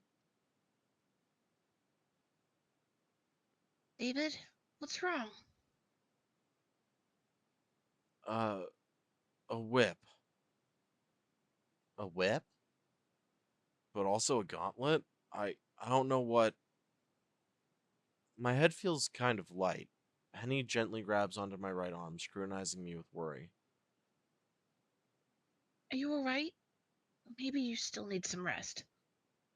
No, I'm fine. I just got lost in thought for an instant. Okay, but just in case we actually do need to make you lay down, I'd better show you your dorm room already. I agree.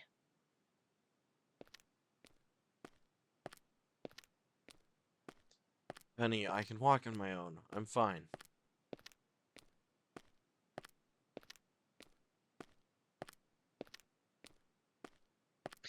You sure? On a scale of 1 to 100, how would you rate your current discomfort? Her just not being on screen fucked with you for a second there, didn't it?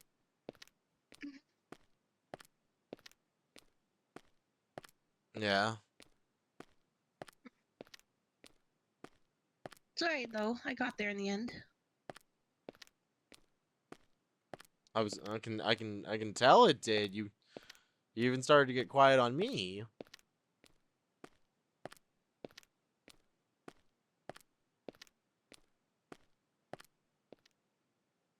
I don't like that noise. The footstep noise? I think it was, I'm not sure if that was, I think something's outside. Sorry, there's this weird high-pitched squealing coming from somewhere. Yeah, that sounded I think I heard it for just a second. Yeah, that right there. Yeah, what is...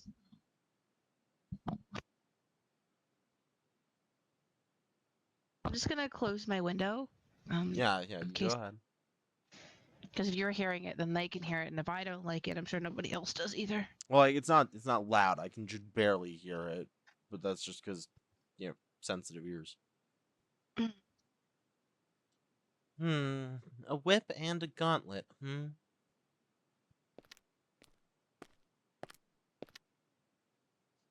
Oh my god. This is going to be the best weapon ever. After Crescent Rose, of course.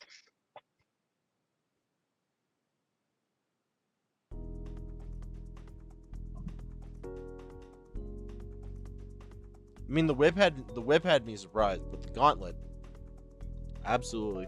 Baymax Palandina. Absolutely. Well, here's your new pad. How do you like it? I'm gonna wait for a second for Hina to get back. Oh no, I'm back.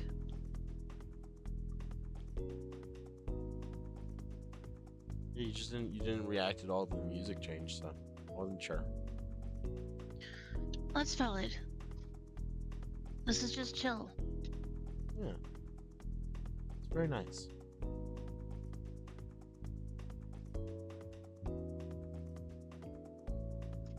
It's really nice, Ruby. Are all the team runes and bacon like this? Kind of, but every team is allowed a certain level of customization. They're also expected to take care of any unscheduled cleaning, particularly in the kitchen. Understood. Come on, David. Let's get you in bed. Penny, I swear I'm feeling fine. I don't need to... Oh, I think you do. Considering the amount of activity and excitement you've had today, you probably need a longer than average period of rest. Her grip on my arm doesn't relent. It seems I'm not getting out of this. I sit on the bed and only then does Penny seem satisfied. Alright then. Now you stay here while I get you something to eat, alright? Speaking of things to eat and consuming and all that, hey honey, how are you doing? Do you have water? Do you have something to drink? When's the last time that you had a drink? I got my drink. Remember my caffeine juice? Right, My sweet juice that I doused up with Dubby. right. But when's the last time that you had some, love? I can have another sip. Me. Mm. Gotta stay hydrated. Mm. If I You get too, yeah? if I get in trouble for it, then so do you.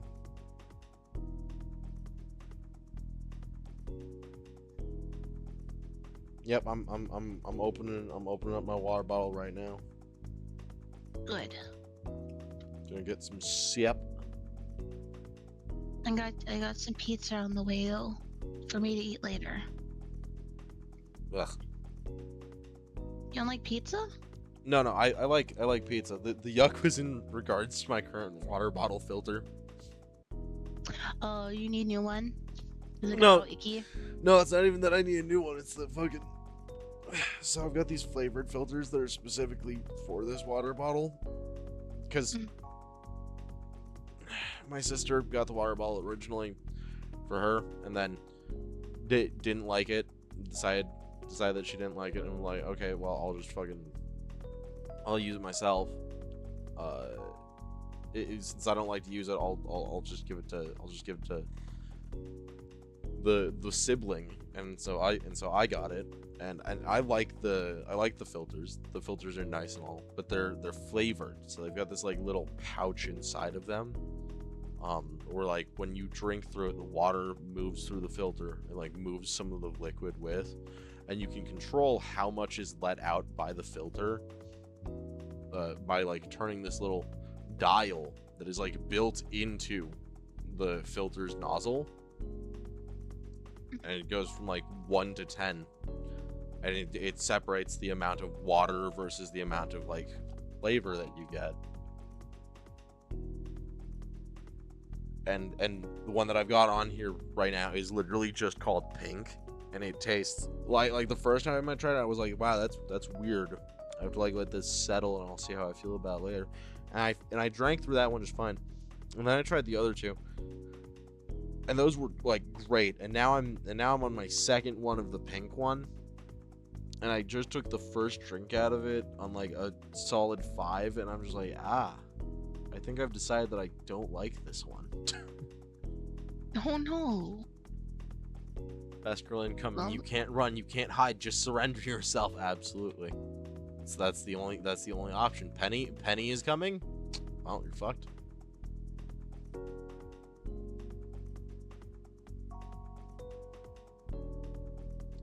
Mix it with the smoked Gouda Cheez-Its. No! Squeaker. Me instantaneously like that. You just gave me the recipe to fucking ending my existence on stream. Like I feel like if I ate those, it'd be like the equivalent of like when Boo divided into Boo and Evil Boo. like I'd put a smoked Gouda cheese in my mouth, I'd have a drink of pink refresher, and then all of the evil in my body would split from my being and be like, all right, where's the rest? And then kill me. Like potion of instant vaporization.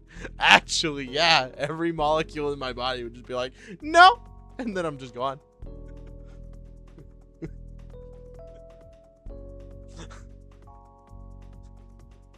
confused. I must step outside because the tracker is telling me my pizza has arrived, but no one opened my door. So, never mind. The dogs went off. I figured out where the pizza man is. Very I'm tagging. fair. Also, I promised you, game dev, none of the I'm not farming time to listen to your music tracks. They're very well made, but I promise you all of this is being done in fair use. It's a cozy stream. It's a relaxed, cozy stream in preparation for when I inevitably play Repo later on tonight.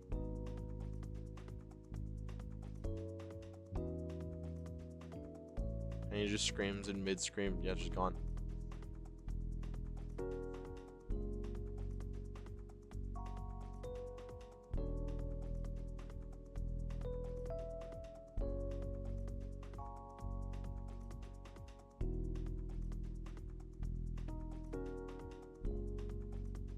You know, honestly though, they are so opposite on like flavor palette scaling.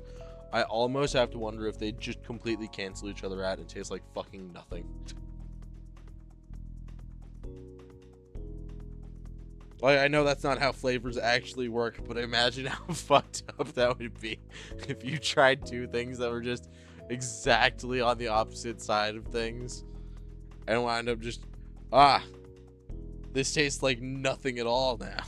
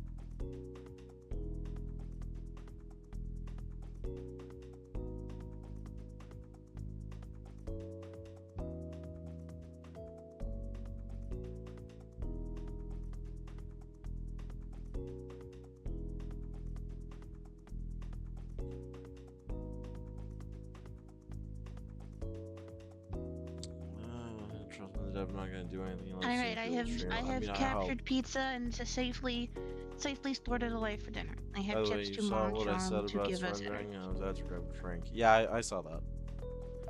All right, wonderful. Sounds good. Sounds good. Yeah. The mess hall should be open by now, but I'd better accompany you since you're not a student yet. Many thanks, Ruby. We'll be back soon, okay? Take your time. I'm not going anywhere. I really would suggest that you don't even consider doing so. Yeah, because Penny would probably tackle you through a wall. Well then, I'm all alone now. I look around the room, finding it nicely furnished and with 4 single beds. I guess that's the standard team size at Beacon Academy. There's luggage piled at the feet of the 2 beds. Or wait, no, there's luggage piled at the feet of 2 of the beds. One set of suitcases is white, metallic looking, which I guess means it's Penny's stuff. It reminds me of the uniform that general guy was wearing. The other set is kind of peculiar. The suitcases are made of fabric with an overall dark pink tone, but they're covered in patches of different and more often than not eye-burning colors. I mean, acid green on dark pink? Who does that? Then again, maybe Veil fashion has different parameters than the nothing in my mind. I let myself fall back on the bed. Now that I'm alone, my mind has no qualms about filling itself with questions and wonder. Who exactly am I? Is David even my real name? And why would someone do this to me? It's like I'm stuck in a visual novel without any real core reason for existing just yet, but to be spawned into the universe for a potential sequel later.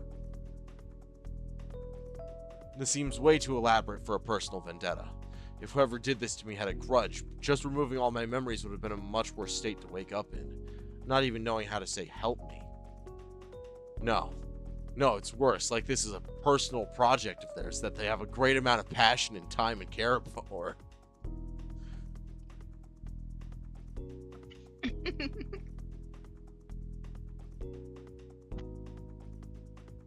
And of all the places where to leave me, why Vale City? And why in such a bold way?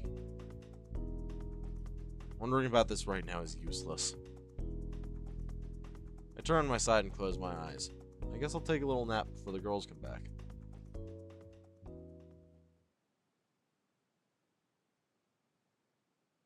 Damn. This bed is comfier than I thought. I immediately fell asleep, hard, like a particularly tired brick. Although, that begs the question.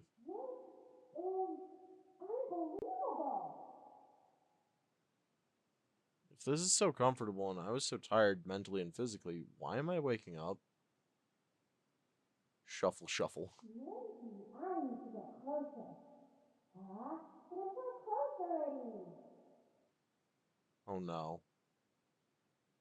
That might have to do with the person currently moving around on my bed, disturbing my sleep. Voice is unfamiliar, so whoever it is, it's not Ruby or Penny.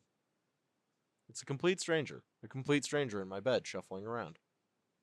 Yeah, that's enough to get my brain to execute the wake-up function. Who in the Mad Hatter fuck? Yeah, that's a complete stranger indeed. Maybe it's because of the problem. I don't know that I have any problems with things before. Purple hair and those eyes with double irises. Her clothes are peculiar and remind me of the suitcases near one of the beds. So this is the other occupant of the room? Yeah? This is useless. Let's not think that's my house. Yeah, this is exciting. Discovering new useless and limited things on my table. What is she talking about? She's so focused on what she's doing that she hasn't noticed I woke up. David, how are you feeling? We brought you. Oh, hi Penny, Ruby. Oh, hi there. We didn't mean to interrupt. That's okay. I wasn't getting anywhere anyway. So, what's his semblance? I think it's stopping me from, you know... Get away from David! Thanks, Penny. Thanks, Penny. Ooh, you're awake! Then I can ask you directly. I said to get off him! Oh wow, never seen a flying tackle executed with such precision. This is one of those visual novels, I say. The strange girl dodged easily, jumping off the bed while Penny landed on it, sitting between me and her like a mama bear protecting her cubs. So stingy. Who are you? What are you doing here? And what were you trying to do to David? Nothing bad. I was just observing him. For some reason, I failed, so I was just trying to observe him harder. Yeah, that doesn't make any sense. You're our roommate, right? Your clothes look like your bags. It's actually the other way around, since I made the bags after I made the clothes. But yeah, smart guy. The name's Evelyn Damarat. Nice to meet ya. You mean that not only are you going to sleep in the same room as the two of us, but you're also going to be placed on our team, making the arrangement not transitory? Ah, wonderful. She's the E. So we've got A, D, and E. Who's our J? Clever girl. Yes, that's the gist of it. I see. Penny gets off my bed and walks towards one of the others, specifically the one parallel to mine on the opposite side of the room.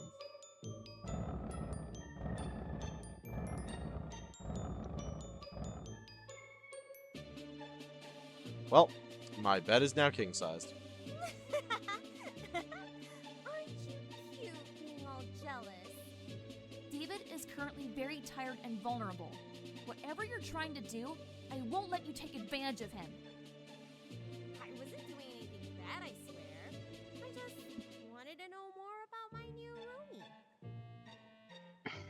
And you couldn't have waited for me to wake up to ask? That's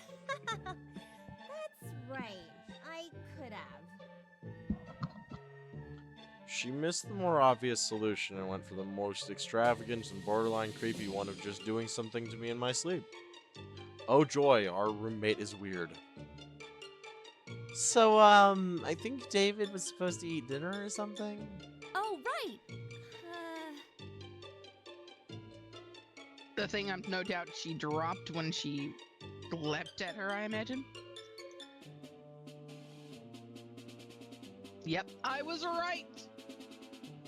I follow Penny's eyes to the door where the tray with my food lays forgotten in her earlier jump. Let me get that for you. No, I can.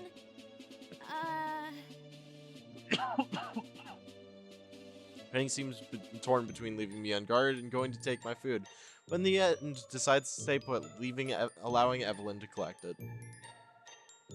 Well, you seem all settled in, so I'd better go work on that weapon. See you tomorrow. Thanks, Ruby. Your next thanks better be in crumbly, scrupulous form. You hear me? She wants cookies, David. Cookies. Yeah. Then she basically has my speaking habits. I see. This is the one. This is the one that you're here for. What was that last part? I think she meant to use the word scrumptious. Huh? She wants to be paid in cookies. What a weirdo. What? Something on my face?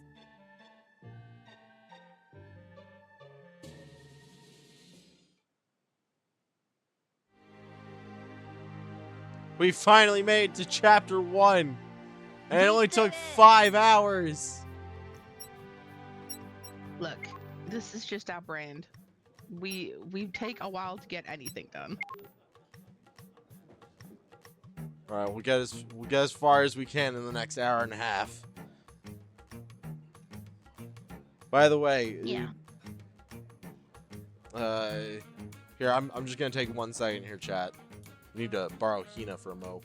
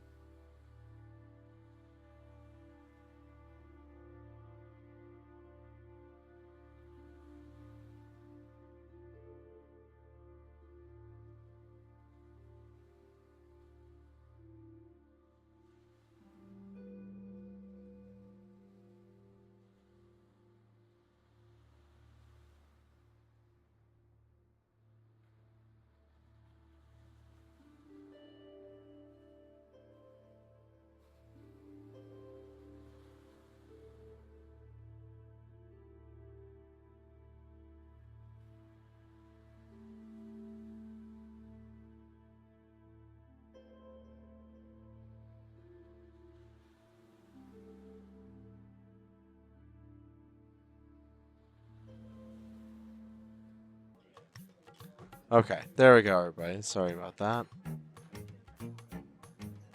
I see us. I see us on the stream. We have returned. Okay, good. Thank you.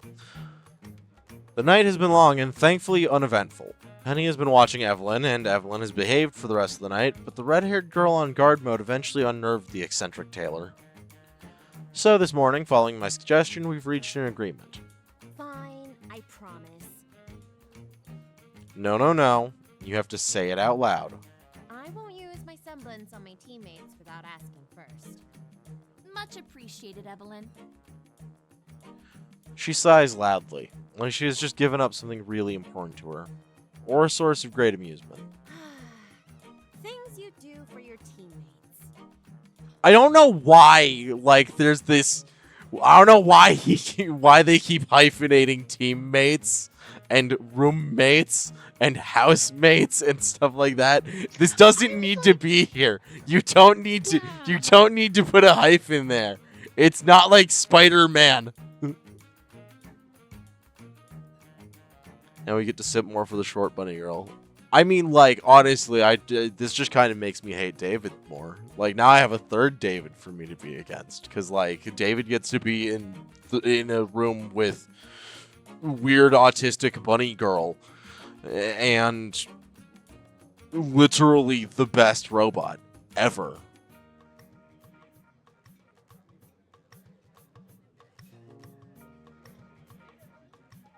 I don't think I've been this pissed off at a fictional high schooler since fucking Shinji Ikari wouldn't get in the fucking Ava. And Hina here can tell you, I fucking yelled at that kid. Yeah. Wah, daddy doesn't love me, get in the fucking mech, Shinji. Fun fact, Spider-Man. Attempt to forget a lot of that movie. Fun fact, Spider-Man can sense whether or not you're using the hyphen. Good. I hope you can sense the other things I'm going to be using.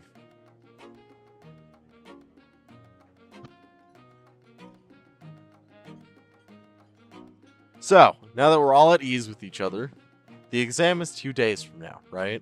Indeed. Which means I should go down to Vale and pick up the materials Ruby will need for your weapon, David. Then I can show David around. I'm from Mistral, but it's not the first time I've been in Beacon or Vale, so I can give him the lay of the land. Also, Bean, just to be clear, you got pizza, but did you actually eat any of it? No, I'm saving the pizza for after stream. I've just got some chips to tie me over till we're done. Oh, that's fair. Then I can show David around. I don't know. Come on, Penny. She promised to be good now. And we should at least try trusting her if we're really going to be stuck together during the exam. The exam and more? I promise to scream for help if something happens. We'll keep the open spaces with lots of people. And I'll write her name in blood on the asphalt if she hurts me. Huh, Penny? We're just joking. Yeah, it's not like he'd have time to... Okay, now the little bitch is growing on me. Jealousy is so thick you can use it as icing on a cake. You really could. But no, I just worry if you're hungry, Bean, you could have a couple of slices. It seems like we're in voice acted territory for a little while. I got my chips. I'll be okay.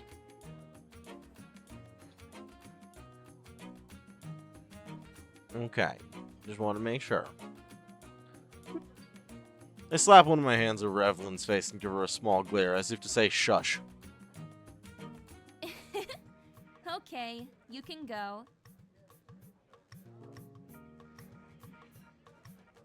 Penny stood from the table as she said that. I blink as I realize she hasn't had breakfast. Penny, what about your breakfast? Oh, don't worry. I will eat something in town.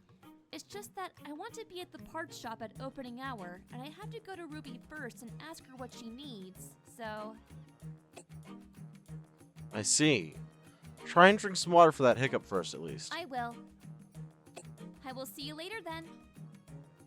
Is that the noise she makes when she's lying?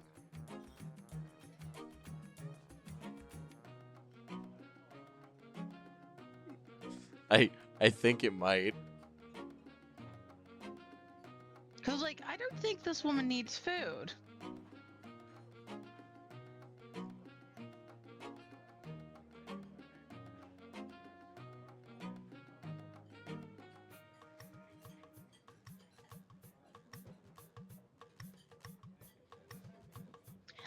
Well, it all depends on how long it takes us to finish the stream now, doesn't it? The nature of pizza bands, you have at least one slice while it's properly hot, so make sure you do so within the next 30 minutes. I mean, we won't finish the stream for another hour, cause we're here on like a time basis. It's fine. I don't mind. I don't mind my pizza warm. I have a child's palate, so when things are too warm, it just makes my tongue go all burny, and then everything tastes like silver. Ah, I hate that taste. Damn, I hope her hiccups aren't like mine. It takes forever to. Ew. You licked me. You were keeping That did not take over my long. mouth. You licked my hand. And it was delicious.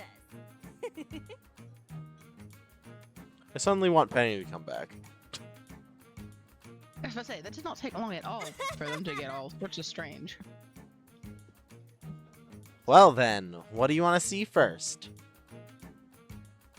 I guess I should familiarize myself with the school. But what about we finish breakfast first? Okay. But how? But how about we finish breakfast first? Not but That could be a what, dialect but thing. how? I know you're technically correct, but I see that as like a dialect thing.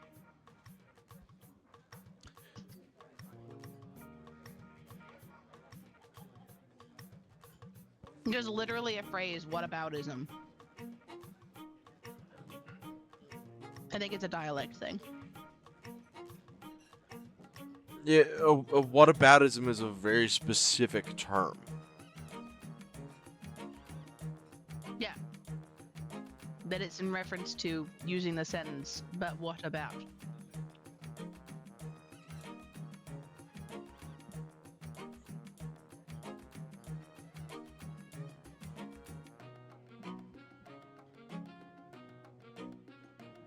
Fair enough. Although,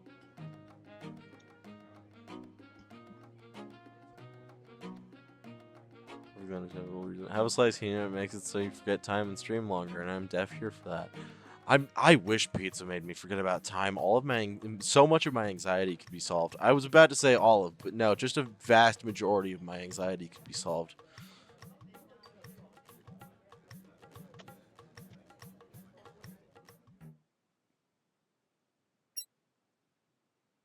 Can't believe that. We didn't even get through the first fucking, like, stages of Chapter 1 before getting licked. This didn't bode well for us. Let's go, then. Pick a place, and I'll show you around. Well, that round building looks an awful lot like the place we just fought Penny with. We'll go over here. So, got the path back to the dorm memorized? I think so, yeah. This is just the first year's dorm, right? Right. What about the other years? Huh? Where are they indeed? Wait, you mean you don't know? To be honest, I don't think I've seen any student that isn't a first year.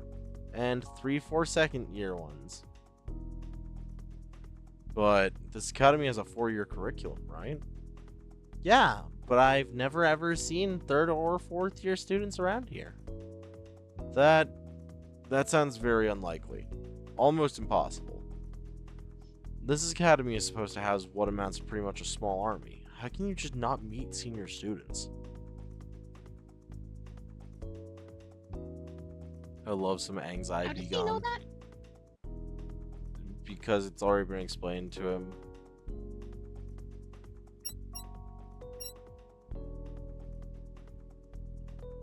Okay, I must have just missed that. I'm assuming it was in the list of things that the headmaster and Penny told him. Okay. Oh, I'm sure Maybe in the they'll helicopter? probably. I mean, if he could hear anything in there, but I don't fucking think that people at Beacon Academy give a shit about that. Hmm. Oh, I'm sure they'll pop up sooner or later, and if you befriend any students, you can come visit them here. I'll keep that in mind. Let's continue the tour then.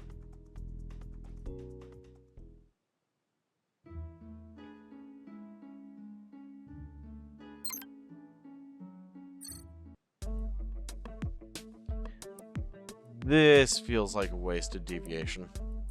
Learning where to get food is never wasted time. But we've been here this morning. What else can I do here other than eat? Earn some money, bucko. Excuse me? I don't know if you'll have to pay tuition, since it seems like the headmaster has a particular interest in you, but you still need to repay Ruby for your weapon, right? And I bet you want to repay Penny too, somehow. Kind of. She said she just wanted a friend, but a good friend wouldn't let another friend's favor go unreturned, so to be a good friend, I must repay her. Or maybe buy her a gift. Students can earn some granola by working in the kitchens, so you get paid and you can even work on your cooking skills. Good to know. I guess this wasn't a wasted deviation after all. Well, let's... Wait! Suddenly, Evelyn slightly raises her hat off her head, thrusts her hand up... off her head, comma, thrusts her hand up the available space.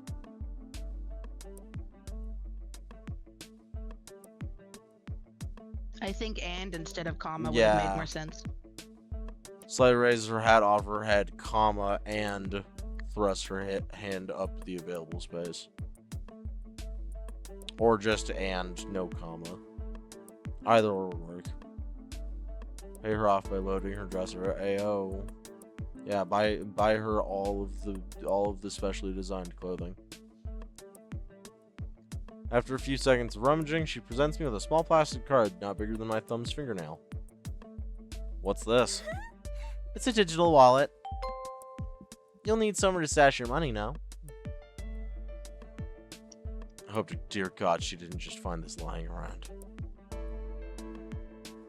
God, I have enough of a hard time keeping a track of my own wallet that's the size of my hand. You give me a wallet that's meant to hold all of my money the size of my thumbnail and I'm fucked. Right. Well, let's go now. Evelyn readjusted her hat on her head, taking care to leave one of her ears hanging out. Can I ask you something? Sure, shoot. Isn't it uncomfortable to wear those ears while also wearing a top hat? Where are the ears? Oh no. Wear my ears? Yeah. Oh, brothers, you think these are fake? What do you mean, I think? No. She can't. She can't be serious. You're pulling my leg, aren't you? The Come lady lifted you here. into the air with magic. She Why are comes we closer and surprised grabs by my right ears? hand. Then she slowly brings it to her exposed ear. Honestly, though, like you literally woke up with her, like, trying to phase into your brain to figure out what your abilities were, and this is what you can't believe? Oh my God. As my fingers come in contact with it, it does feel like real fur. It's so soft and velvety and warm, too, like a living thing. Oh God, I just felt it twitch. See? Incredible. Keep running my fingers on the edges and gently trace the leather-like skin on the inside. It's actually reminiscent of the feeling of a rabbit's ear. That's enough. No. Find myself also bringing my left hand to the exotic appendage, rubbing my left palm on the furry side to caress it softly. Hey, knock it off. My right hand slowly descends to the spot where the ear meets the scalp, remembering that Knock it off. I start and Dude, stumble you were as I'm close suddenly enough to shoved in her the chest. face to touch her ears, and you are not hearing her nose, and I'm getting irritated. Real. I start and stumble as I'm suddenly shoved in the chest. Evelyn jumps back and brings her hands to her ear as if to try and hide it from me. face is scarlet as she looks back at me, and she's breathing more heavily than before. Hey, what's the big idea? Playing with someone's ear like that. Oh. Oh, right. But those are pretty sensitive. Okay, so he's autistic. or like we finally got another case of isekai makes you stupider. Because Yeah, oh I'm my sitting there god. going, No. This is just disrespect and dumb at the same time, which is why why my ears, if they would articulated, would be flat against my head at this point. I mean, to be fair, it is like the first time that he's meeting a faunus. Yes. This And- is true. And she did offer him her ear. But And from it the shouldn't have to sounds, get to a third no before you stop. that's entirely fair. That's end of discussion. The fact the man took 3 verbal cues before she had to literally shove herself off of him instantly grr and this cat. Real. I can understand that. I can understand that. I can also understand like being surprised and like caught off guard by it if it was your first time meeting one. Listen, I think I would choke on my own life force leaving my body if I found out faunus were a real thing. Also, shock can dampen senses. Honestly, fair on Her ear both. is attached to her cranium. Her ear is attached to her cranium. Her mouth is attached to her face. Her face is in his hands, and you're telling me that her shouting could not be heard through the fainted sentence of curiosity? F to doubt.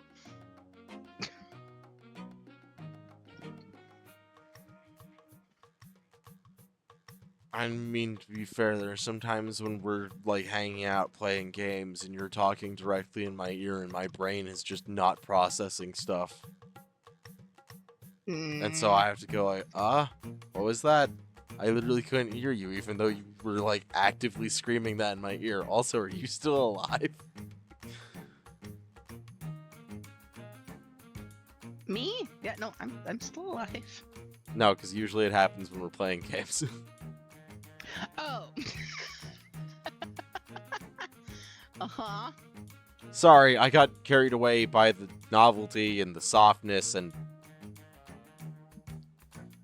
My ears are awesome, I know. But try to not get so carried away next time. Especially in public. Yeah, there's hardly anyone in the mess hall at this time, but those who are in here are staring at us. I will.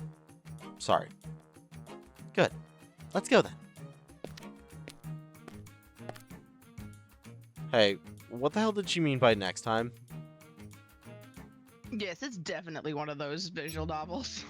I mean, like, we know that there's an extra special DLC patch of this game, so, like, yes. Alright, we're gonna go here. This is where me and Penny trained yesterday. From what I hear, it's one of the 2 most popular training spots at the school. Not a lot of places where you can go all out in Beacon. Plenty of open space, makes sense. Ideal if you want to train with someone, if you manage to find it empty, that is. Huh? This place is so big. You've only sparred with Penny so far, so you don't know what a battle between hunters or against Grim can become. Yes, but still, this is a school. How destructive can a training match between first-year students possibly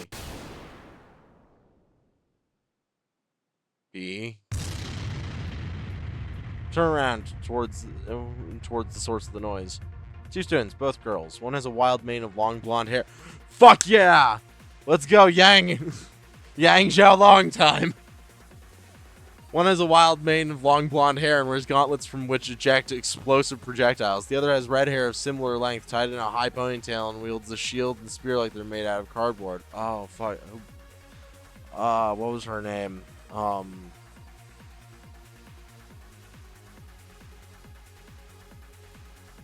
It'll remind me.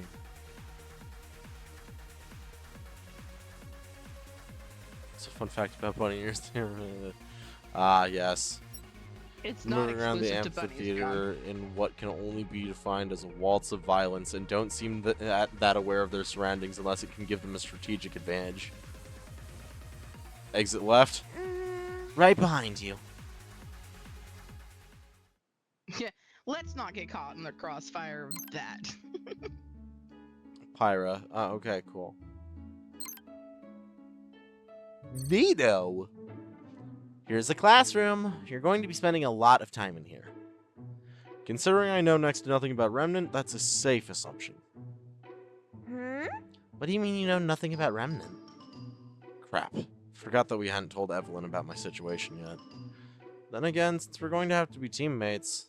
Oh, screw it. It's not like she'll think I'm weird. See, the truth is... No, but still a good thing to know since most people don't know this. Ah, fair. And that's the gist of it. You don't remember anything except your name.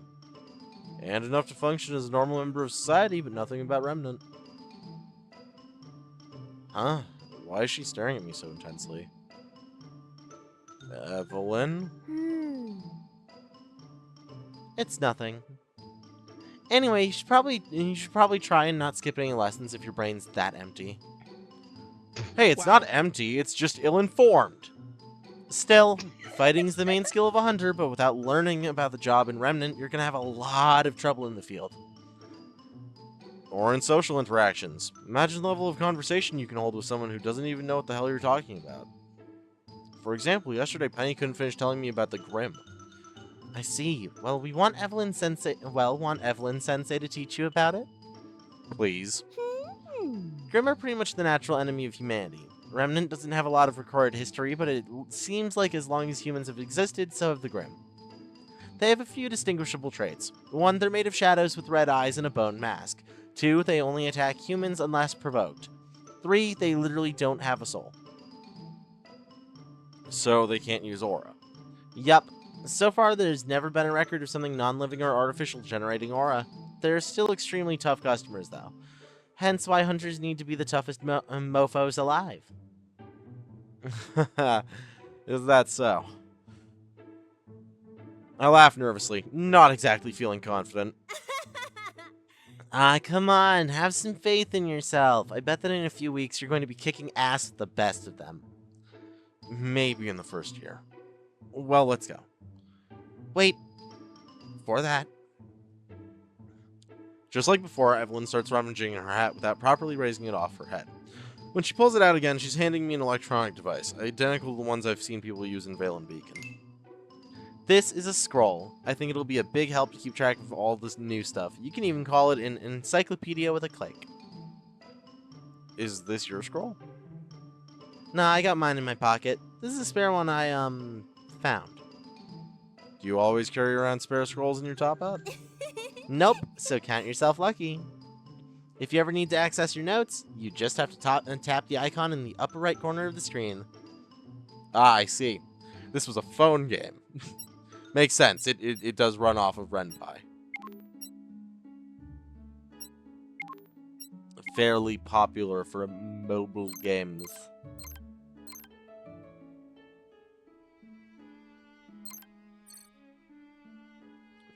Already seen that. Let's go somewhere else. Good morning, Mr. DeCabbage. Miss Damaro.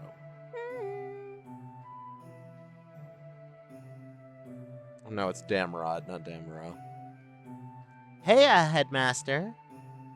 The headmaster's office doesn't look too different from the previous day, except for the lack of assistant in general. Also, I just realized he always carries around some kind of cup. I wonder if it's tea or coffee he's drinking.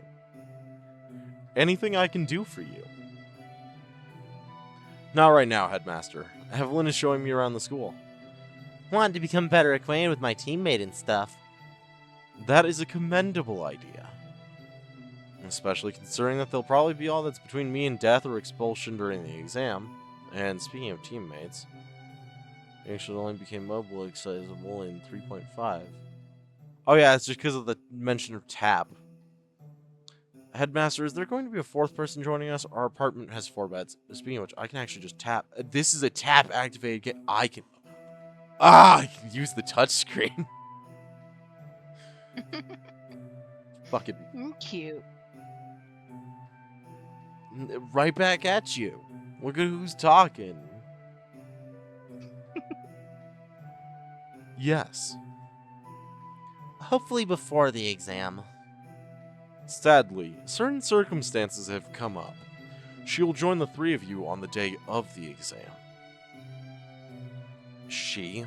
So it's another girl. Too bad. I wanted to observe her a bit before the exam. Evelyn? No. Just a little bit? She won't even notice. You promised not to. To my teammates. But upon just meeting her, she won't be my teammate yet. I just have to do it before we say words to each other. Oh, believe me, there will be words if you act the way you acted with me to someone not half asleep. It's wonderful to see you're already getting along. One of the most This is what you important call getting bonds. along? Osmond's weird. Could just press space. I didn't know that I could do that, and they've got the mobile game integration of being able to just tap things, so I'm just gonna Tippy tap, tippy tap. I'm just gonna do that, you know? Like that, like this feels fair and respectful to the source material.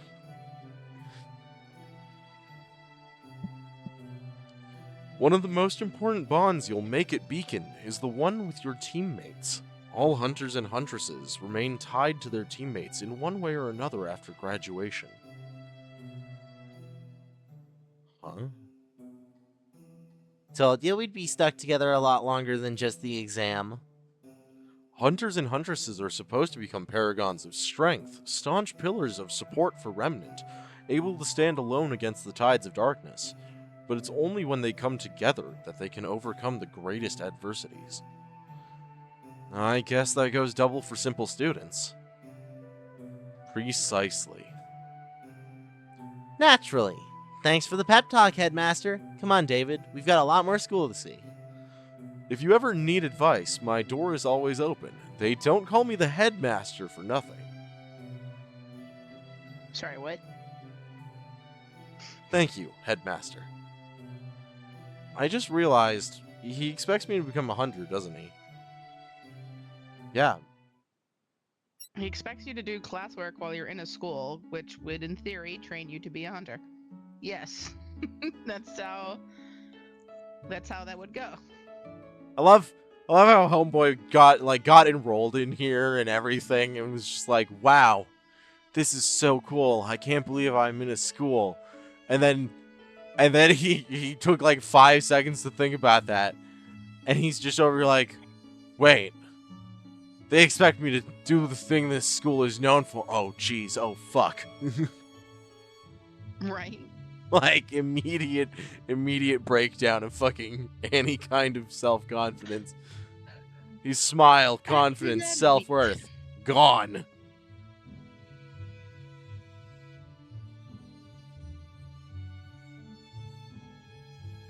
Sorry, I just took a second to move a video file. Well, that's enough showing you around the school for now. Let's hit the town. It's almost lunchtime, though. My treat. Oh, come on. I don't want to end up indebted to the whole school. Dude, you have no money. That is you for a little while.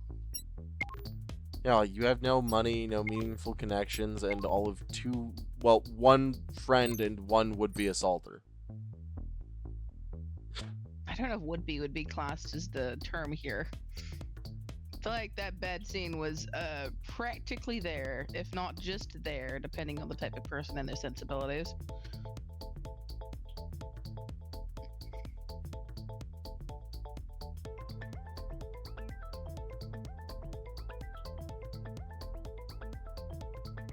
To be fair, he's taking a fuck ton of info in like a day and a half. You know what? That's entirely fair.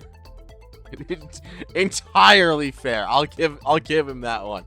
You got the Wait, what? one. There doesn't seem to be much on this side street. It does remind me of the one with the dumpster where I hid while waiting for Penny, though. Keep it in mind anyway. This, my friend, is a shortcut to one of the must-know places in Vale. And that would be... You're still not ready to know. Way too green. But I can tell you that it only opens at night. So she just brought me here to dangle a damn carrot in front of my face. Tease. And speaking of carrots, so I didn't get a chance to ask before, but what's the deal with the ears? Well, thought it was obvious. They're cute, soft, and make me adorable. Okay, I got that.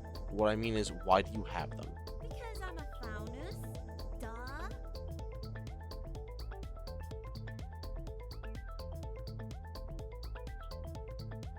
Evelyn, Could have at least begged me a little.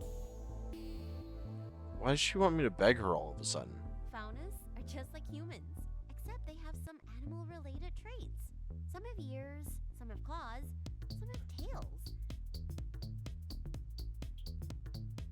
Haven't seen many around though. Well, you haven't been in Vale that long, and Beacon is almost empty right now, remember? Faunus are not as numerous as humans, and most of them try to keep themselves scarce. A lot still prefer to live outside of the Four Kingdoms. For some reason, I get the feeling that she's European. The top hat didn't give it away? No, like not the character, like the VA. I just get the vaguest. Oh. I get the vaguest feeling like this is a soul that exists in the land of King's English.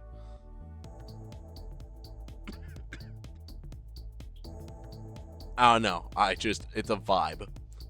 God, I love her so much. I can tell. I also enjoy her. She's got quite the vibe.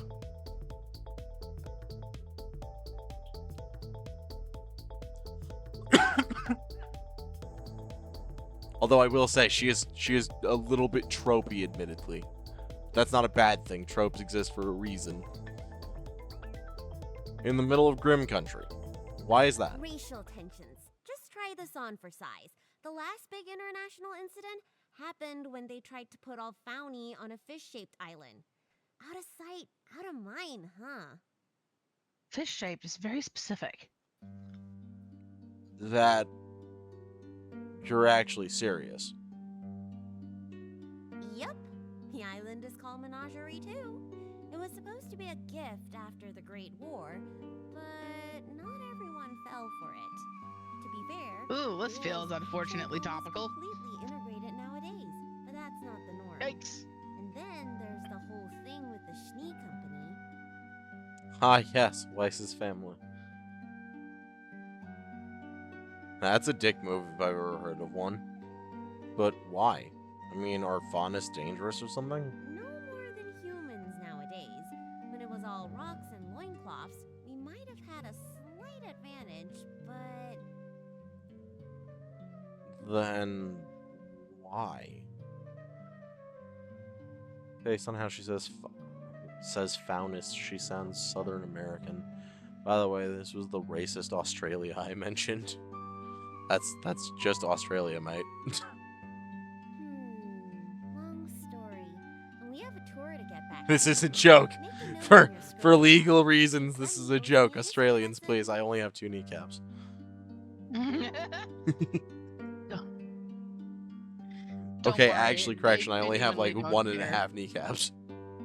Don't worry, I'm close enough to say with accuracy that they don't care. They live off being funny. You Fair. are actually making a note about Sounds important. it? What a good student! Teacher Evelyn is pleased. Glad you are.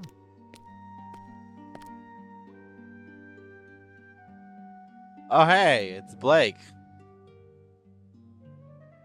It's a funny way to say the color black. Ha ha ha ha ha ha ha ha ha. You're so fucking funny. Ha ha ha. I'm sorry. I've heard that fucking joke so many times.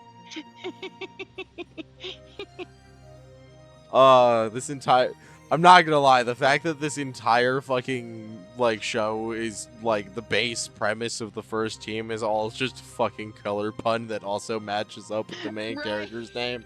Like it's too easy for these jokes to happen.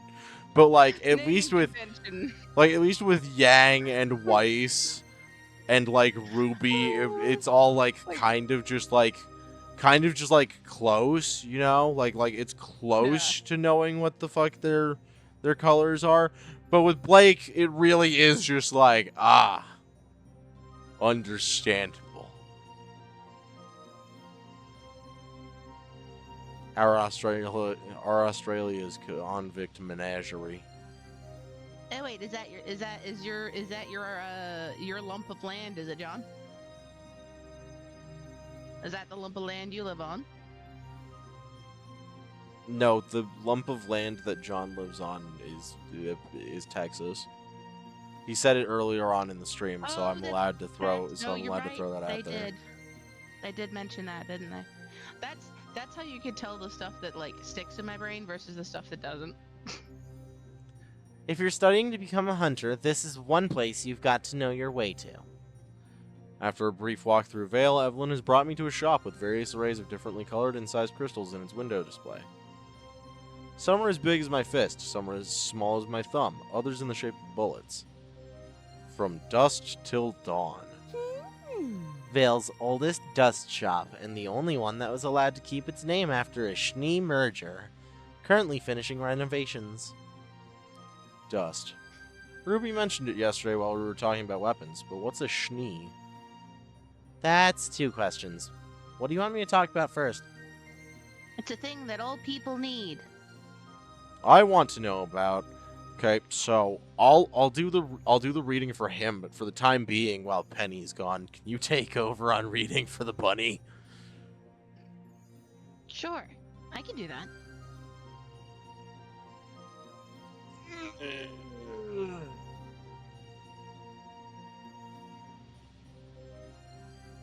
Okay.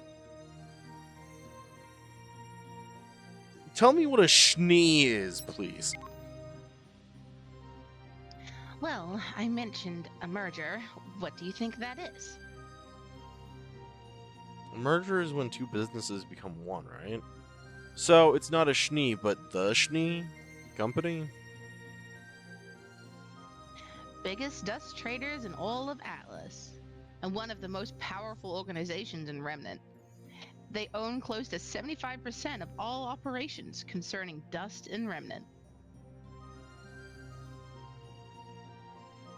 That's a lot of dust! Bonk. Extraction, refining, wholesale, retail, they got it all. It's a family business, and since the 2nd generation came to power, they got into R&D too. They sound important. And powerful, but their business practices are not all exactly ethical.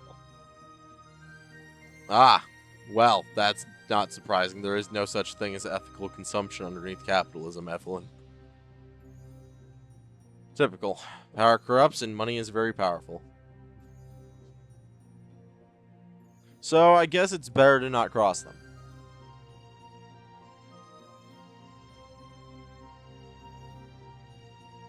That's the most sensible thing to do, yeah. I like to cross them as much as I can. I should be surprised, but I'm not. Maybe, though, it's related to something more than Evelyn's eccentricities. Moving on, can you tell me more about dust? Ruby said that it was some kind of powder imbued with the power of the elements used to power up weapons. Yes and no. Yes, dust is a mineral only found in powder form in the wild that contains the power of one of the 4 elements: fire, water, lightning, wind.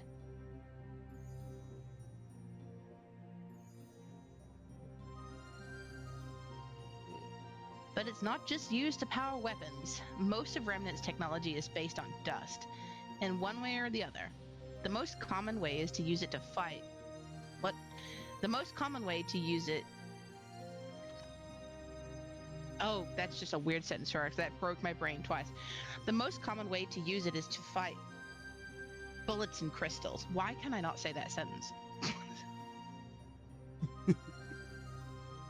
Welcome. The most common way to use it to fight is bullets and crystals. Okay.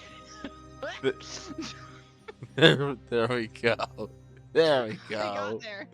High five. That's There. the air. Good work. Did it. Hey.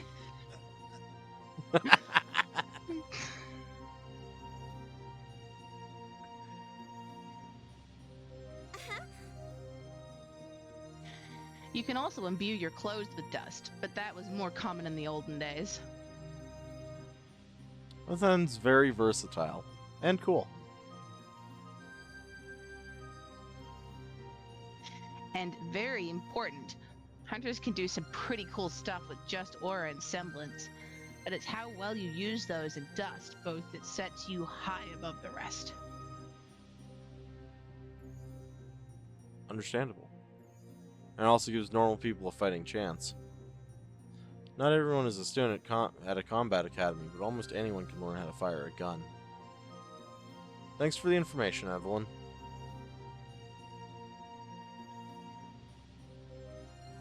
You're welcome. Oh,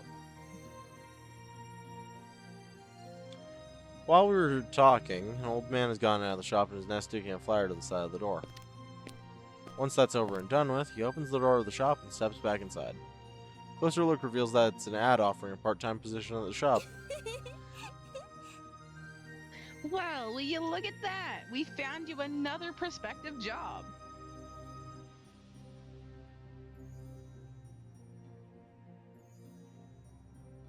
You think I could work here? But I don't know anything about using or handling dust. The flyer says no previous experience required, so the old man is probably willing to teach you about dust. That actually makes sense. We'll definitely keep this place in mind once it opens.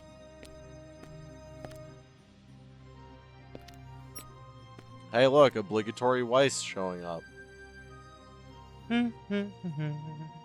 My custom order should have arrived.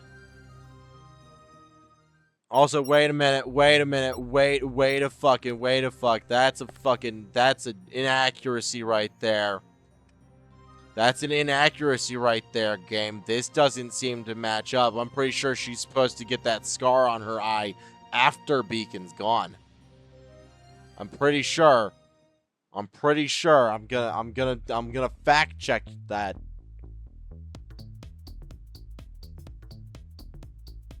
Oh yeah, no, yeah, it's the thing about Australia. I'm relatively familiar with their history.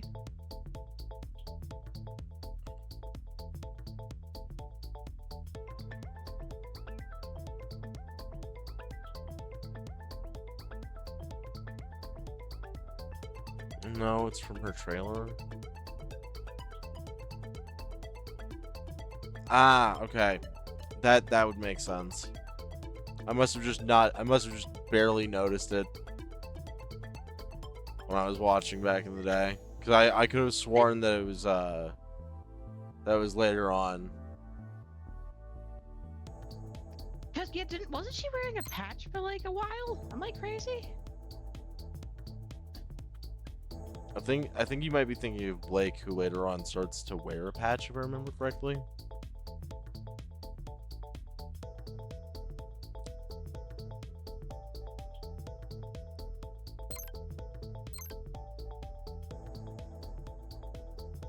But yeah, no, I remember now. The white trailer takes place before the fucking. She never had an eye patch, nor has Blake. Ah, weird.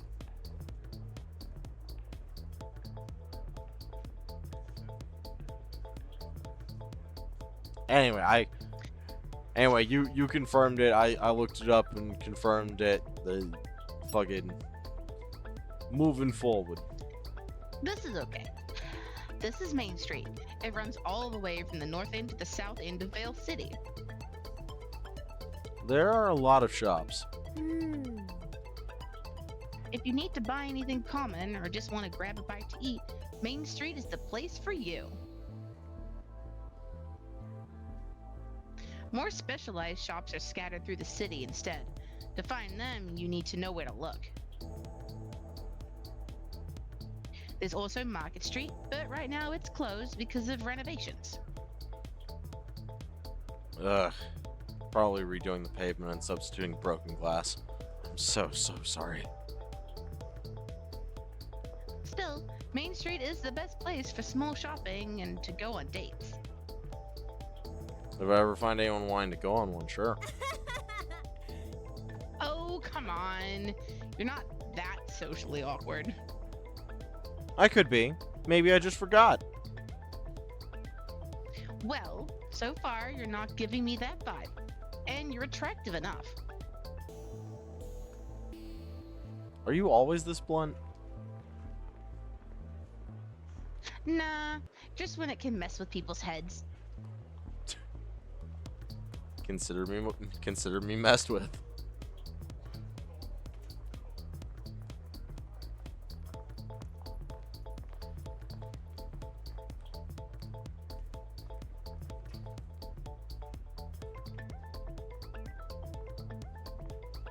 Roger, let's continue the tour now.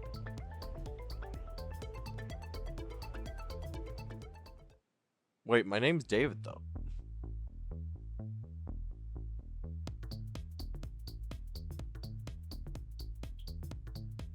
That's pretty much it for now. But as you keep meeting people and doing stuff, you'll probably discover new places on your own. Almost sundown. Want to do anything before going back to Beacon? Well, there's one thing.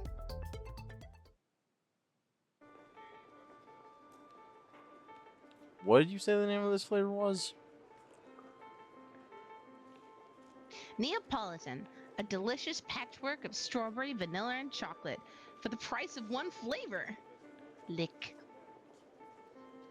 This is good indeed. I wonder if I've tried this before. I've only forgotten about it. Huh.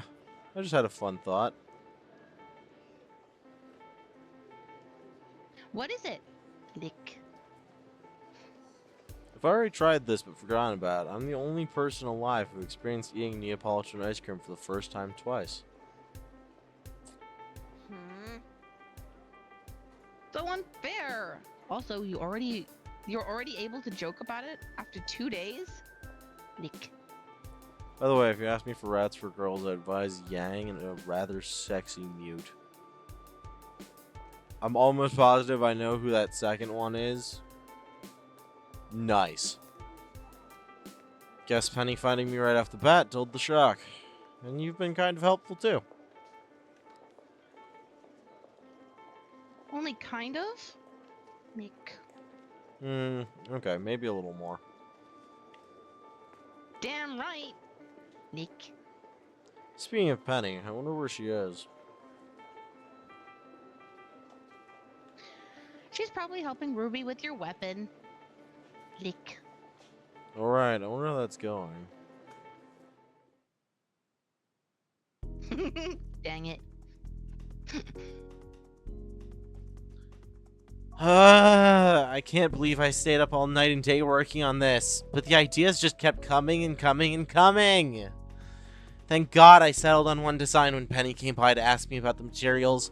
I managed to sneak in a break while she went into town. Why am I doing this to myself? Ruby Rose, you should have just said no, or you could have taken it easier. They didn't need this thing until Sunday.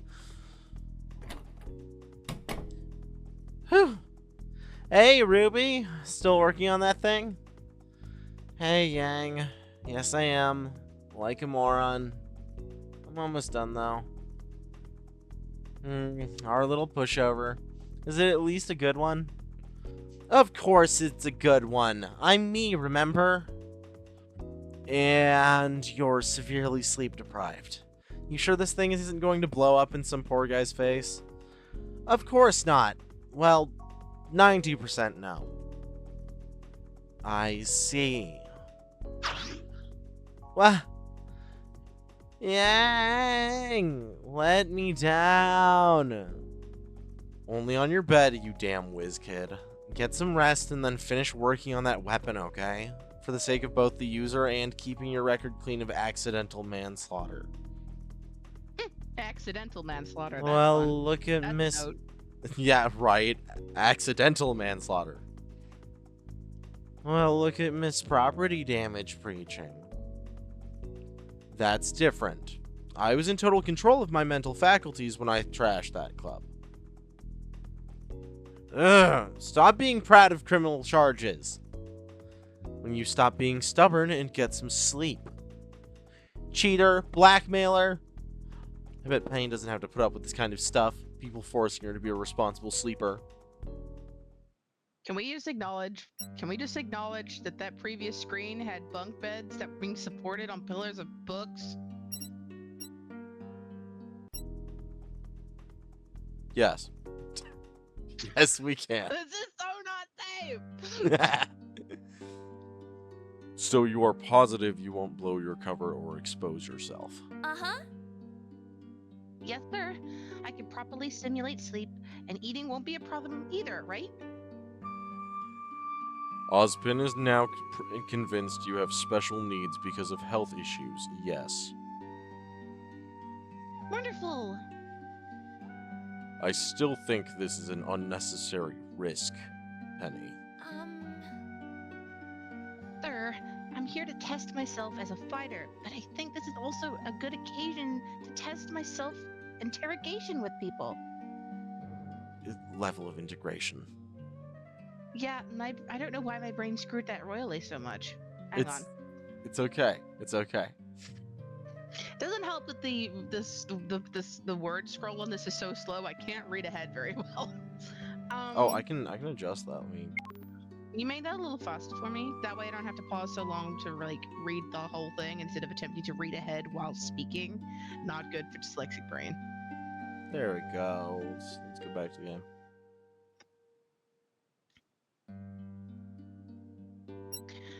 Sir, I'm here to test myself as a fighter, but I think this is also a good occasion to test my level of integration with people. Interrogation? No, Is no. it interrogation or integration? No. You did it right. You got it. You got it. Thumbs up. Okay. Perfect.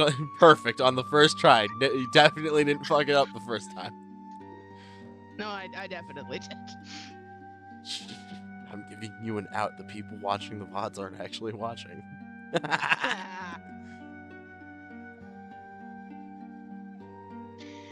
You developed the Elysian Knights 200 model to look more like humans. Wait, what? Oh, okay, this is coming. That sounds nothing like a thing she would say. My You developed the Elysian Knights 200 models to look more like humans and to act more human-like, to give people a greater sense of security. We both know how important it is. And Beacon is a more controlled environment than Vale City, as the headmaster said. I guess I will have to live with that amount of risk, will I? Won't I? No, it was Will. It's, again, the writing in this could get me a little trippy.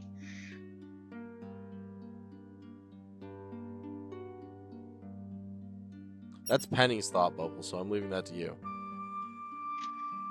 Yes, my assertions convinced him. I should say convicted. What I'm wondering is if you were taking that risk into account yourself, Penny. What do you mean, sir? And those nights are still fucking uncanny, real. I've been on many battlefields, Penny, both with and without weapons, and I learned one lesson above all. People can be unexpectedly cruel to those who are different.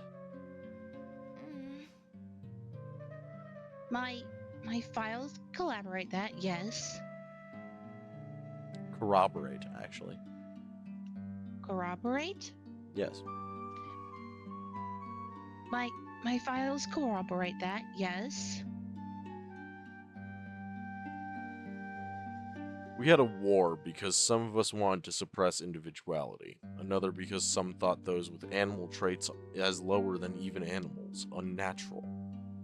I'm afraid of how they would treat someone who wasn't born and yet lives. I respect your courage, Penny. I just hope you won't have to see the ugly side of people anytime soon. Okay, also, real talk. Genuine, actual real talk. Guys, there is no fucking reason why the audio mixing on that track needed to be like that. I have the music under half of the volume. It was a lot. Like, Also, yeah, I guess that is a point. They were saying that things without a soul can't use aura, but she was very clearly doing that, wasn't she? yup. Womp womp womp. I will. Oh wait, no. This is you. Speech bubble it. That's a sentence.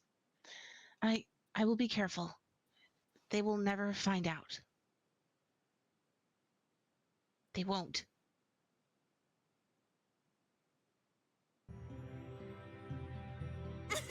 She indicates Penny has a soul. Yep. Of course she does. Back safe. Hang on. Back safe and sound, and with all your blood inside your body. No mysterious writing splattered over random walls of the city today. No siree. And all in all, I have to admit I had fun exploring with Evelyn. She's fun, full of energy, and surprisingly knowledgeable. Granted, anyone looks knowledgeable compared to me, and she's much smarter than what she may appear at a first glance. So, want to go see what Penny's been up to? Sounds good. Huh?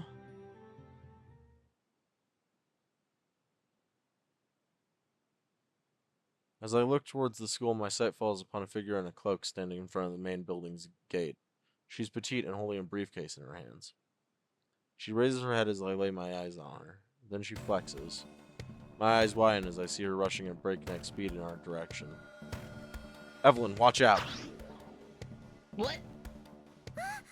On instinct, I grab onto Evelyn's right shoulder and push her out of the way as the red shape comes barreling our way. My body freezes and I hold my arms crossed in an X in front of my body, ready to protect myself from a blow.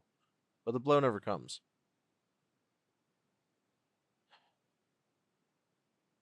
Never. Instead, what I get is the briefcase thrust in front of my body as if being presented with it. Hey, what's the big idea? Evelyn gets up off the ground and dusts off her clothes as she takes in the situation. What do you throw? Oh, go. My bad. You're okay. What did you throw me? No, why were you running at us like that, dude? Huh? I think it's a girl, Evelyn. Figure just keeps panting, out of breath. I wish she would lower that briefcase already so I could see... Wait, a red hood? Ruby? Never, ever do something like this to me again. Oof. She suddenly shoves the briefcase into my arms and lets go. As I take a better look at her, I realize her hair is a mess and she looks like she really needs a shower. And a few hours of sleep. All nerves I can handle, but your juicy ideas kept me up all day too. I barely ate or went to the bathroom, and Yang treated me like a baby. Well, if you were forgetting about eating or getting any rest, that's probably a little warranted. She put me up over her shoulder like a sack of red potatoes and used common sense on me. Common sense! So? What do you mean? All right, you don't know Yang. Well, suffice to say I felt dumb and helpless and just a little bit grateful because I really needed my sleep, but still. Okay, I got it. I won't ask you to build me a weapon ever again. Although, technically, it was Penny who asked, but I'm the direct beneficiary here. Good. Now, are you going to gaze upon its perfection? Her gaze falls on the briefcase, and mine and Evelyn's follows suit. My weapon is complete. You completed it in less than 24 hours? Yeah, I'm awesome. Open it. I want to see your face. Here I go, then. I feel my heart pulsating in my chest, and excitement I can't really explain permeating me as my hands go to the briefcase's metallic latch after placing it on a nearby bench.